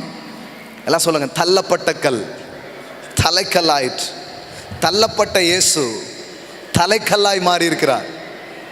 யூதர்கள், அன்னைக்கு இருந்த மதவாதிகள், அன்னைக்கு இருந்த ரபிக்கள் எல்லாருமே அவரை ஒதுக்குனாங்க. ஏற்றுக்கொள்ளவே இல்லை, புறக்கணித்தார்கள். அதனால தான் புறஜாதி மக்களை தேடிலாம் போறாரு. எங்கேயோ மீன் பிடிக்கிற சாதாரண மக்களை தேடி போறார். மதவாதிகள் அவர் அங்கீகரிக்காதனால சாதாரண மக்கள்கிட்டலாம் போய் பேசுறார். அப்படி ஒதுக்கப்பட்ட இயேசு இவருக்கு முள்முடி தான் கொடுக்கணும்னு முள்முடிய தலையில வச்சு அடிக்கப்பட்ட இயேசு இன்றைக்கு ராஜாவாக கொண்டாடப்படுகிறார். ஆமென். அன்று அறையப்பட்டவர் இன்று அரசனாக்கப்பட்டிருக்கிறார். ஆமென். நான் சொல்றேன், ஒதுக்கப்படுற நிலையில் நீங்கள் கடந்து போயிட்டு இருந்தா கூட இதை உங்கள் மைண்டில் வைங்க. இன்னைக்கு காலையில் தள்ளப்பட்ட நான், ஒதுக்கப்பட்ட நான் கடவுளால் தெரிந்து கொள்ளப்பட்டிருக்கிறேன். ஆமென். எனக்கு மட்டும் ஏன் பிரதர் இப்படி நடக்கு? எனக்கு மட்டும் ஏன் இப்படி ஆச்சு? எல்லாரும் ஓரளவுக்கு இருக்கிறாங்க, ஆனால் எனக்கு ஏன் இப்படி ஆகுதுன்னா, நீங்க எல்லாருங்கிற லிஸ்ட்ல இல்ல, நீங்க ஸ்பெஷலா ஒரு லிஸ்ட்ல இருக்கிறீங்க, நீங்க விசேஷமான ஒரு லிஸ்ட்ல இருக்கிறீங்க.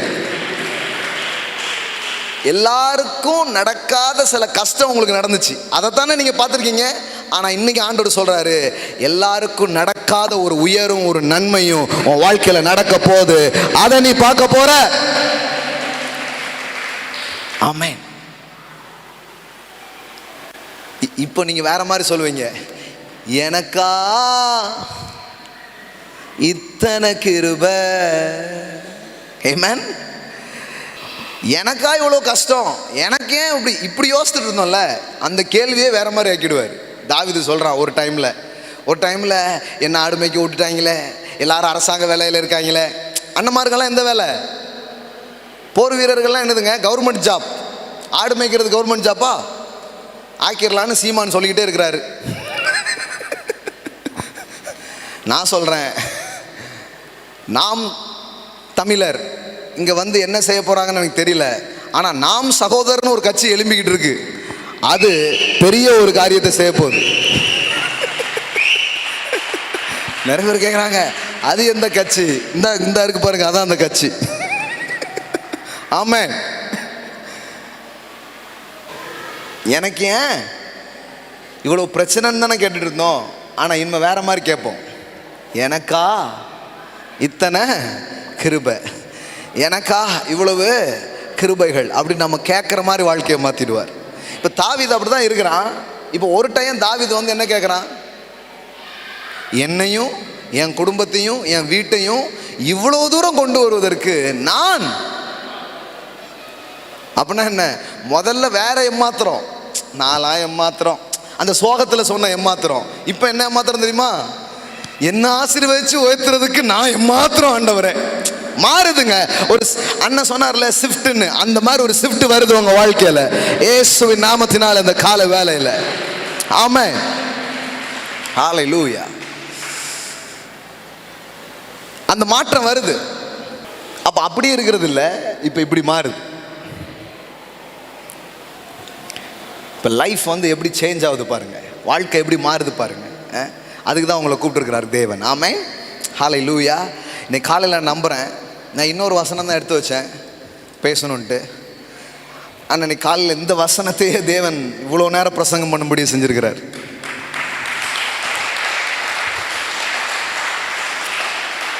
எத்தனை பேர் சொல்கிறீங்க இன்னைக்கு காலையில் தேவனுடைய சத்தத்தை என்னால் கேட்க முடிஞ்சுச்சு அப்படின்ட்டு? ஆமென். இவ்வளோ பேர் கேட்டிருக்கீங்களா? அப்போ இது ஒரு மனுஷனுடைய செயல் அல்ல, இது பரிசுத்த ஆவியானவர் நமக்கு இப்படிப்பட்ட பேசக்கூடிய ஒன்றை கொடுத்து பேசினா மட்டும்தான் அப்படி பேச முடியும். ஆமென். ஹல்லேலூயா. நாம் இருக்கிற இடத்துல அப்படியே எழுந்து நிற்க போகிறோம். வந்திருக்கிற உங்களுடைய வாழ்க்கையில் தேவனுடைய பிரசன்னம், தேவனுடைய வார்த்தைகள் இன்னைக்கு காலையில் உங்களுக்கு உண்டாகி இருக்கிறது. அது உங்களுக்கு ஒன்றை சொல்லுகிறது, தள்ளப்பட்ட ஒன்றை நான் தெரிந்து கொண்டிருக்கிறேன். இந்த இடத்துல இருக்கிற உங்க எல்லாருக்கும் இந்த வாக்குத்தத்தம் சொந்தமாக இருக்கு. ஏன் இன்னைக்கு காலையில் இப்படி ஒரு, இந்த முதல் ஆராதனையிலேயே இப்படி ஒரு ப்ரொஃபெட்டிக் வேர்டை கடவுளை அனுப்பியிருக்கிறாருன்னு எனக்கு தெரியல. ஆனால் ஒன்று எனக்கு தெரியுது, இங்கே இருக்கிற நம்ம ஒவ்வொருவரும் ஏதோ ஒரு விதத்தில் இந்த ஒதுக்கப்பட்டதை அனுபவித்த மக்கள். எத்தனை பேர் அதை உண்மைன்னு சொல்கிறீங்க? அது திருமண வாழ்க்கையில் இருக்கலாம், பொருளாதாரத்தில் இருக்கலாம், வேற எந்த ரீதியிலையோ கொஞ்சம் நீங்கள் வேண்டான்னு சொல்ல, உங்களை யாரோ வேண்டான்னு இருக்கிறாங்க, யாரோ உங்களை நிராகரிச்சிருக்காங்க, யாரோ உங்களை புறக்கணிச்சிருக்கிறாங்க. நான் சொல்றேன், சிலருடைய வாழ்க்கையை கடவுள் இப்படி மாத்துறார். எப்படின்னா, நோயினால புறக்கணிக்கப்பட்ட மக்கள் இருக்கிறாங்க. இப்போ நீங்க பாருங்க, சிலர் மருத்துவத்தாலும் மருந்துகளாலும் புறக்கணிக்கப்பட்டவர்கள். இவங்களுக்கு வழியே கிடையாது. அப்படிப்பட்ட மக்கள் இருக்கிறாங்க. உங்களுக்கு தெரியுமா, அப்படிப்பட்ட தள்ளப்பட்ட கல்லை கடவுள் தலைக்கல்லா மாத்திருக்கிறார். ஒரு டிபி வியாதியினால செத்து போகும் தருணத்தில் இருந்த ஒரு வாலிபனுக்கு பரிசுத்த வேதாகமம் கொடுக்கப்பட்டது. அதை வாசித்தார், தேவனுடைய அன்பை புரிந்து கொண்டார். அற்புதமான சுகத்தை அந்த டிபி வியாதியில் பாதிக்கப்பட்ட அந்த இளைஞர் பெற்றுக்கொண்டார். இன்றைக்கு உலகத்தில் மிகப்பெரிய சபை என்று சொல்லப்படுகிற தென்கொரியா சபையினுடைய போதகராக டேவிட் பால் ஆங்கிச்சோவாக தேவன் அவரை உயர்த்தி வைத்திருக்கிறார். ஒரு டிபி நோயினால, அதான் மருத்துவத்தால் மருந்துகளால் புறக்கணிக்கப்பட்டவர். ஆனால் அந்த தள்ளப்பட்ட கல் தலைக்கல்லாக மாற்றப்பட்டிருக்கிறது. ஆமென். ஏதோ ஒரு மூலையில் ஒரு 10 பேரை வச்சு ஒரு சபை நடத்துகிற ஆளை சொல்லலை. ஆகாதென்று தள்ளப்பட்ட கல். அப்பமே நான் 95ல் அவரை பற்றிய விஷயங்கள் படித்தேன். அதுக்கப்புறம் ரொம்ப நாள் ஆச்சு. 95வது வருஷத்திலே அவர் சபையில் 10 லட்சம் விசுவாசிகள். ஆமென். எல்லாம் சொல்லுங்க, தள்ளப்பட்ட கல் தலைக்கல் ஆயிற்று.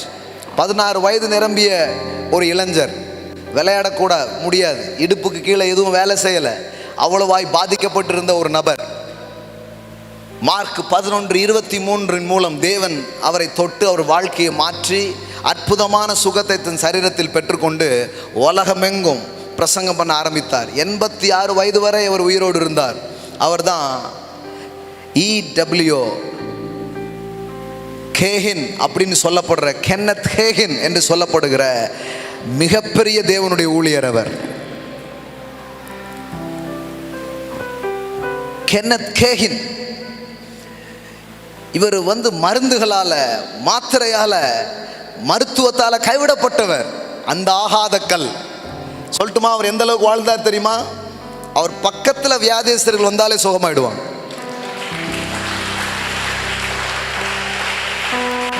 அவர் கை வைக்கணும்னு அவசியம் இல்லை. இப்போ ப்ரெஷர், சுகர்லாம் இருந்ததுன்னா அவர் அருகில் வந்தாலே அப்படி நார்மல் ஆகிடும். வளராத கால்கள், விரல்கள் அவர் மூலமாய் வளர்ந்தது. தேவன் இயற்கைக்கு அப்பாற்பட்ட காரியத்தை அவர் மூலமாய் செய்தார். இன்னைக்கு நம்ம விசுவாச போதனைன்னு சொல்றோம் பாருங்க. முதல்ல E.W. கென்யான், அதுக்கப்புறம் கென்னத் ஹேகின். இவர்கள் தான் இதனுடைய முற்பிதாக்களாக இருக்கிறார்கள். அப்போ யோசித்து பாருங்களேன், ஆகாததுன்னு மருந்துகள், மருத்துவர்கள் சொல்லியிருக்கலாம். இன்னைக்கு இதை ஆன்லைனில் பார்த்துட்டு இருக்கிற பிள்ளைகளுக்கு சொல்லலாம், டாக்டர்களால், மருந்துகளால், மருத்துவத்தால் நீங்க கைவிடப்பட்டிருக்கலாம். அந்த ஆகாத கல்லை தலைக்கல்லாய் மாற்றுகிற தேவனுடைய பிரசன்னம் இன்னைக்கு காலையில் உங்க மேல இறங்கி கொண்டிருக்கிறது. I speak the presence of God. I speak the resurrection power in this place. Hallelujah, hallelujah. மரித்ததை உயிர்ப்பித்து இல்லாததை இருக்கிறது போல் அழைக்கிற தேவனுடைய பிரசன்னம் இந்த இடத்தில் இருந்து கொண்டிருக்கிறது. எது உங்களுக்கு வரலன்னு உங்களை ஒதுக்கி இருக்காங்களோ அதிலேயே உங்களை ஒரு எக்ஸ்பர்ட்டா மாற்றுவார். அதிலேயே உங்களை உயர்ந்த ஒரு நபராக தேவன் மாற்றுவார். சாம்பலை சிங்காரமாக்குகிற ஒரு தேவன், இல்லாதவர்களை இருக்கிறது போல் அழைக்கிற ஒரு தேவன், மரித்ததை உயிர்ப்பிக்கிற ஒரு தேவன், மலடி என்று ஒதுக்கப்பட்ட, பாருங்களேன், எல்லாரும் ஏற்ற நேரத்தில் கல்யாணம் ஆச்சு, பிள்ளை பிறந்துச்சு, வாழ்ந்துட்டாங்க. ஆனால் சில பேருக்கு மட்டும் இந்த பிள்ளை பேர் நடக்கவே இல்லை. மலடி மலடின்னு ஒதுக்கப்பட்டுட்டே வர்றாங்க. நீங்க நல்லா கவனிச்சு பாருங்க, அவங்களுக்கு பிறக்கிற பிள்ளை தான் மிகப்பெரிய பிள்ளைகள் மாறுகிறது. ஆகாததென்று தள்ளப்பட்ட கல் தலைக்கல்லாக மாற்றப்படுகிறது. அன்னால் அப்படி ஒதுக்கப்பட்ட ஒரு கல் தான். அன்னால் அப்படி ஒதுக்கப்பட்ட ஒரு கல் தான். அவ மற்ற இன்னொருத்தி நிறைய பெற்றிருக்கா, ஆனா இவளுக்கு ஒரு பிள்ளை கூட இல்லை. ஒதுக்கப்பட்ட ஒரு பெண்ணாக மலடி என்று பெயரை சுமந்து கொண்டு ஒரு பழியை சுமந்துட்டு தான் வாழ்ந்துட்டு இருக்கிறா. கடவுளுடைய பிரசன்னத்தண்டை வருகிறாள். அவளுக்கு வெறும் பிள்ளைய மட்டும் கொடுக்கல, அவ பிள்ளைய தான் கேட்டா. தேவன் ஒரு தீர்க்கதரிசியை கொடுத்தார். ராஜாக்களை அபிஷேகம் பண்ணும் ஒரு தீர்க்கதரிசியை கொடுத்தார். ஆமென், ஹல்லேலூயா. தேங்க்யூமா, தேங்க்யூமா, தேங்க்யூமா. ராஜாக்களை அபிஷேகம் பண்ணும் தீர்க்கதரிசியை கொடுத்தார். நான் சொல்றேன், நீங்க சாதாரணமா தான் கேட்பீங்க, ஆனா அவர் கொடுக்கும் போது தமது மகிமையின் ஐஸ்வர்யத்தின்படி உங்கள் குறைவுகளை கிறிஸ்து இயேசுவுக்குள் அவர் நிறைவாக்குகிறவராய் இருக்கிறார். மலடி மலடி என்று பெயர் சொல்லப்பட்ட அன்னாள் இப்போ வேற மாதிரி அவரை பார்க்க ஆரம்பிச்சிட்டாங்க. தீர்க்கதரிசியின் அம்மா. ஆமென். யோசித்து பாருங்களேன். அப்ப நிறைய நேரத்தில் எனக்கு ஏன் ஆண்டவரே, ஏன் கர்ப்பம் ஏன் அடைக்கப்பட்டிருக்கு, எனக்கு ஏன் ஒரு பிள்ளை பேர் இல்லை, எல்லார மாதிரி நான் ஏன் இல்லை? எல்லார மாதிரி நீங்க கிடையாது. நீங்க ஒரு விசேஷமான பாத்திரம், நீங்கள் ஒரு சிறப்பான பாத்திரம், நீங்க ஒரு மேலான பாத்திரம், நீங்கள் விசேஷ காரியத்திற்காக தெரிந்து கொள்ளப்பட்ட ஒரு பாத்திரம். சின்ன வயசுல யாரும் சந்திக்காத நான் சந்திச்சிருக்கிறேன். எல்லார மாதிரி ஒரு ஐயா, மனுஷன் உங்களுக்கு என்ன வேணாலும் கெடுதல் பண்ணியிருக்கலாம். நீ காலையில் சொல்கிறேன், உங்களுக்கு கடவுள் நல்லது பண்ண காத்திருக்கிறார். அவன் பண்ண கெட்டதையெல்லாம் உங்கள் வாழ்க்கையில் பிடுங்கி தூர போட்டுட்டு அவர் புதிய காரியங்களை உங்கள் வாழ்க்கையில் செய்யும்படியாக அவர் வருகிறார். அவனுக்கு தெரிஞ்சதை அவன் பண்ணிட்டான்யா. அவனை யாரோ தள்ளியிருப்பாங்க. ஒருத்தரை இப்போ இந்த முதல் வரிசையில் இருக்கிறவங்க ஒருத்தங்களை தள்ளுறாங்கன்னு வைங்களேன், இவங்க என்ன பண்ணுவாங்க? அவங்க மேலே விழுவாங்க, அவங்க மேலே விழுவாங்க, கடைசியில் மொத்தமாக விழுந்து கிடப்போம். இதே மாதிரி தான் மனிதர்கள் தள்ளினார்கள்லாம் ஆச்சரியப்படாதுங்க. அவனை யாரோ தள்ளியிருப்பாங்க, அடுத்தால் அவன் யாரையோ தள்ளுறது, இதுதான் நடக்குது. ஆனால் எத்தனை பேர் உங்களை தள்ளினாலும் அதை பார்க்காதீங்க. இந்த தள்ளினதெல்லாம் நிமித்தி மேலே வைக்கிற ஒருத்தர் இருக்கிறார் பாருங்க, அவரை பாரு.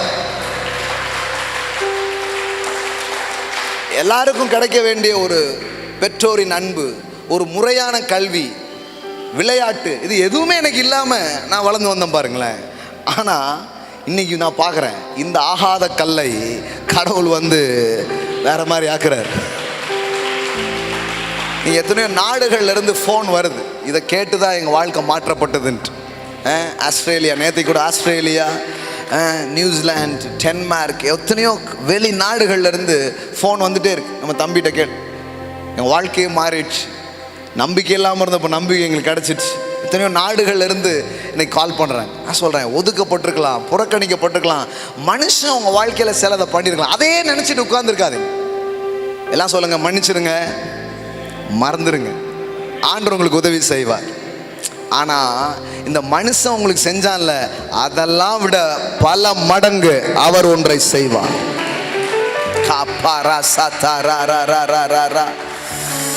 யோசேப்பு சொல்றான் பாருங்க, நீங்கள் எனக்கு தீமை செய்ய நினைத்தீர்கள், கர்த்தரோ அதை நன்மையாய் முடிய பண்ணினார். கர்த்தரோ அதை நன்மையாய் முடிய பண்ணினார். ஆமென். நான் சொல்றேன், மனுஷன் உங்க வாழ்க்கையில தீமை செய்ய நினைச்சிருக்கலாம், தீமை செய்யணும்னே உங்களுக்கு பண்ணியிருப்பான். கப்பல் ஏற்றி விடுறேன் தம்பி, ஃப்ளைட் ஏற்றி விடுறேன், பெரிய ஆளாவா அப்படின்னா யோசேப்பு சகோதரர் அனுப்பி விட்டாங்க. அப்படிலாம் அனுப்பிவிடல, கெட்டது பொண்ணு தான் பண்ணாங்க. ஆனால் அந்த கெட்டதை கூட தேவன் நல்லதா மாற்றினார். மனுஷன் என்னங்க? அதனால தான் நீங்கள் சொல்லுங்க, கர்த்தர் எனக்கு சகாயர். நல்லா சவுண்டாக சொல்லுங்க இன்னைக்கு காலையில், கர்த்தர் எனக்கு சகாயர், நான் பயப்படேன், மனுஷன் எனக்கு என்ன செய்வான் என்று சொல்லலாமே. ஆமென். சொல்லுங்க, கர்த்தர் எனக்கு சகாயர், நான் பயப்படேன், மனுஷன் எனக்கு என்ன செய்வான். என்னங்க பெருசா பண்ணிட முடியும்? என்ன பண்ணிட முடியும்? சும்மா குழியில போட்டு பார்க்க, கொஞ்ச நேரம் பேரை கெடுத்து பார்க்கறான், கொஞ்ச நேரம் தப்பான நியூஸ் போட்டு பார்க்கறான், எப்படியாவது. இப்போ நாங்கள் திருநெல்வேலிக்கு வந்த உடனே டப்புன்னு இவ்வளோ பெரிய சபைக்கு பாஸ்டரா மாறி இல்லை, நடத்திட்டு இருந்த மீட்டிங் எல்லாம் மூடினாங்க செட்டரை போட்டு. எத்தனை மூடினா என்ன, அவர் திறக்க வேண்டியதை எனக்காக திறப்பார். இன்னும் சில ஹாலில் நான் மீட்டிங் நடத்த எனக்கு மீட்டிங் தர மாட்டேன்னாங்க. இன்னைக்கு அதே ஹாலுக்கு எதிர்த்தாப்புல சொந்தமாக ஹால் கொடுத்துருக்கிறார் தேவன்.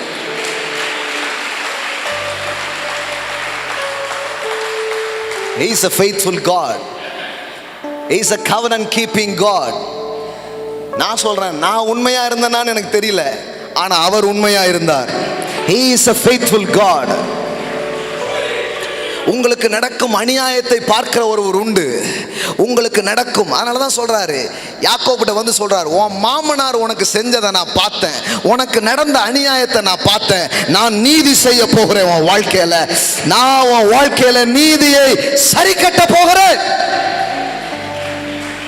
இது வரைக்கும் மனுஷன் பண்ண கெட்டதுன்னு நீங்க பார்த்திருக்கீங்க, அந்த கெட்டதுக்கு மேல உங்களுக்கு நல்லது ஒன்றை அவர் செய்ய போகிறார், அதை நீங்க பார்க்க போறீங்க. நான் சொல்றேன், நீங்க மட்டும் பார்க்க போறது இல்ல, நாடே பார்க்க போகுது. உங்களுக்கு தேவன் செய்கிற நன்மைகளை நாடே பார்க்க போகுது, தேசமே பார்க்க போகிறது. ஓ ரஷேகா ரமோ ஷடலபோ ரீக்லே மா சட்டாரா ரசேகேரேரேரேரேரேரே. யோசேப்பு கசப்புலே வாழல, விட்டுட்டான். பரவாயில்ல, உங்களுக்கு குத்துங்கடா, குத்துங்க, நல்லா குத்திக்கும். நீங்க எம்புட்டு குத்துனாலும் என்ன ஒருத்தர் நல்லா வைப்பார், வேணா பாருங்க, என்ன ஒருத்தர் நல்லா வைப்பார். அப்பந்தான் கொஞ்சம் நல்லா வந்த மாதிரி இருந்து டக்குன்னு பிடிச்சி ஜெயிலில் போட்டுதாங்க, பேரை கெடுத்து விட்டுதாங்க. அது சாதாரணமான பேர் இல்லை, ஓனர் ஒய்ஃப் மேலேயே கை வச்சுட்டானா எவ்வளோ அசிங்கம் யோசித்து பாருங்க, எவ்வளோ கெட்ட பேராக இருந்திருக்கும், எவ்வளோ ஒரு அசிங்கமான பேர் அவனுக்கு வந்திருக்கும். பார்க்குறவங்களாம் எப்படி பார்த்துருப்பான், பிரேமானந்தா சாமியார் மாதிரி பார்த்துருக்கான். யோசேப்பு சரியான ஆளா இருந்திருக்கேடா. நம்ம இதெல்லாம் யோசிக்க மாட்டோம், நீங்க யோசிச்சு பாருங்களேன். அதுக்கப்புறம் அவனை எல்லாரும் எப்படி பார்த்துருப்பாங்க, எவ்வளோ அசிங்கம், எவ்வளோ அவமானமா இருந்திருக்கும். ஆனா அந்த அவமானங்களை எல்லாம் ஒருத்தர் வெகுமானமாய் மாற்றினார். அப்படியே உயர்த்திட்டா இருப்பாருங்க. எல்லாரும் அவனுக்கு முன்னாடி தெண்டலிட்டு பணியுங்கள். இப்ப அதே யோசேப்புக்கு முன்னாடி எல்லாம் அப்படி நிக்கி, ஈவன் ராஜா உட்பட, நான் பேருக்கு மட்டும் ராஜாவா இருந்துக்கிறேன், நீனே பார்த்துக்கோன்னு மோதிரத்தை கலத்தி கொடுத்துட்டான்.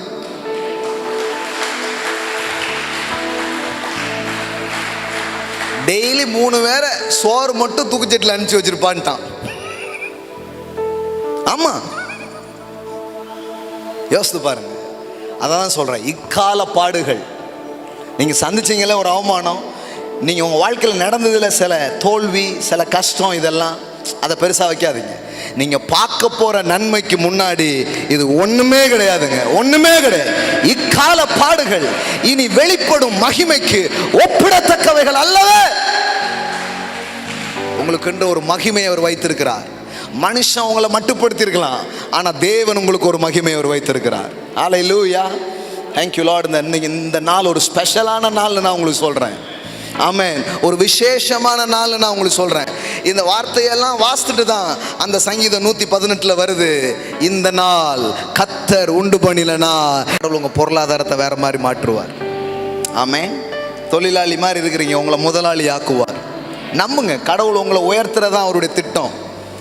நீங்க போய் ஏசு ஏன் ஆண்டவர் தான் பெரியவர், அவர் தான் அப்படின்னு நீங்க எவ்வளவு சொன்னாலும் சிலர் தான் நம்புவாங்க, ஆனா எல்லாரும் நம்ப மாட்டாங்க. ஆனா எல்லாரும் எப்போ நம்புவாங்க தெரியுமா? இந்த தள்ளப்பட்ட கல் அப்படியே எழுந்து நிமிர்ந்து நிற்கும் பாருங்க, அப்ப எல்லாரும் நம்புவாங்க. ஆமென். அதுக்காகவே உங்களை உயர்த்த போறார். இது கர்த்தரால் ஆயிற்று. யாரு? இவளா இவனா? ஆமா, நான் தான். யோசேப்பு தான் அடையாளம் தெரியாத அளவுக்கு யோசேப்பு ஆசீர்வதிச்சிட்டார். புரியுதா? அண்ணன்மார்களுக்கு யோசேப்புக்கு தெரியுது. தள்ளினவனின் அடையாளம் அப்படியே இருக்கு, தள்ளப்பட்டவனின் அடையாளம் வேற மாதிரி ஆயிடுச்சு. இன்னைக்கு சொல்றேன் நான் உங்களுக்கு, தள்ளவன் அப்படியே தான் இருக்கான், தெரியுது, இவன் தான் அண்ணன் எல்லாம் தெரியுது. ஆனா தள்ளப்பட்டவன் தள்ளினவனுக்கே அடையாளம் தெரியல, பெரிய ஆள் ஆயிட்டான். கடவுள் அப்படிதான் உங்களை நிறுத்த போகிறார். சில பேருடைய வாழ்க்கையெல்லாம் நான் சொல்றேன், அடையாளம் தெரியாத அளவுக்கு. இன்னைக்கு போட்டோ எடுத்து வச்சுக்கோங்க, நாளைக்கு உங்களுக்கே நம்ப முடியாது. ஏன்னா நம் கண்களுக்கு ஆச்சரியமா இருக்கிறதுனா ஊர்ல உள்ளவங்க கண்ணுக்கு மட்டும் இல்ல, உங்க கண்ணுக்கே ஆச்சரியமா இருக்கும். நம்பலாம் அப்படின்ட்டு. ஆமா, எனக்கு அப்படிதான் இருக்கு. பழைய போட்டோலாம் எடுத்து பார்த்தா நானே தெரிய மாட்டேங்குது, அப்படியே கடவுள் வேற மாதிரி ஆக்கிட்டே இருக்கிறாரு. ஆமென். Thank you Lord. கர்த்தருக்கு கொடுக்க போகிறோம். கரங்களை எடுத்துக்கோங்க. நம் கொடுத்து விட்டு போகலாம். ஆமென். ஹல்லேலூயா. கரங்களை எடுத்துக்கோங்க. தகப்பனே, இந்த காலை வேளையில் விதைக்கிற பிள்ளைகளுக்காக நான் ஜெபிக்கிறேன். எப்படி எல்லா கிருபையும் பெறுகிறதோ அதுபோல் பண விஷயத்தில் கூட உங்கள் பிள்ளைகளுக்கு ஒரு வெற்றியை கொடுங்க, ஒரு ஜெயத்தை கொடுங்க, ஒரு பெருக்கத்தை கொடுங்க. இங்கே இருக்கிற ஒரு கை கூட ஏந்திர கையாக இருக்கக்கூடாது. இங்கே இருக்கிற எல்லா கரங்களும் இறைக்கிற கரங்களாக, கொடுக்கிற கரங்களாக அது இருக்கும்படிக்காக நான் ஜெபிக்கிறேன். கடன் மாறுவதாக, வட்டி பிரச்சனைகள் நீங்குவதாக, பொருளாதாரத்திலையும் தொழிலையும் ஒரு செழிப்பு இந்த பிள்ளைகளுக்கு உண்டாவதாக என்று மனதார நான் ஆசீர்வதித்து நான் ஜெபிக்கிறேன். அவ்விதமாய் செய்கிறீர், உமக்கு நன்றி. ஆன்லைனில் விதைக்கிற பிள்ளைகளுக்காக கூட நான் ஜெபிக்கிறேன். ஒருவேளை நேரில் இல்லாட்டினாலும் தூர இடத்துல இருந்து இந்த சத்தியங்களை பெற்றுக்கொண்டு இந்த சத்தியத்தை கனம் பண்ணும் விதத்தில் விதைக்கிற பிள்ளைகளுடைய ஃபைனான்ஸ், பொருளாதாரங்கள் ஆசீர்வதிக்கப்படுவதாக என்று சொல்லி நான் ஜெபிக்கிறேன். பொருளாதாரமே இல்லாமல் இருந்தால் கூட அவங்களுக்கு விதைக்கிறவர்களுக்கு விதையை கொடுப்பீராக என்று சொல்லி நான் ஜெபிக்கிறேன். இயேசுவின் நாமத்தினால் பிதாவே, ஆமென். ஹல்லேலூயா. கர்த்தர் நல்லவர். ஆமென்.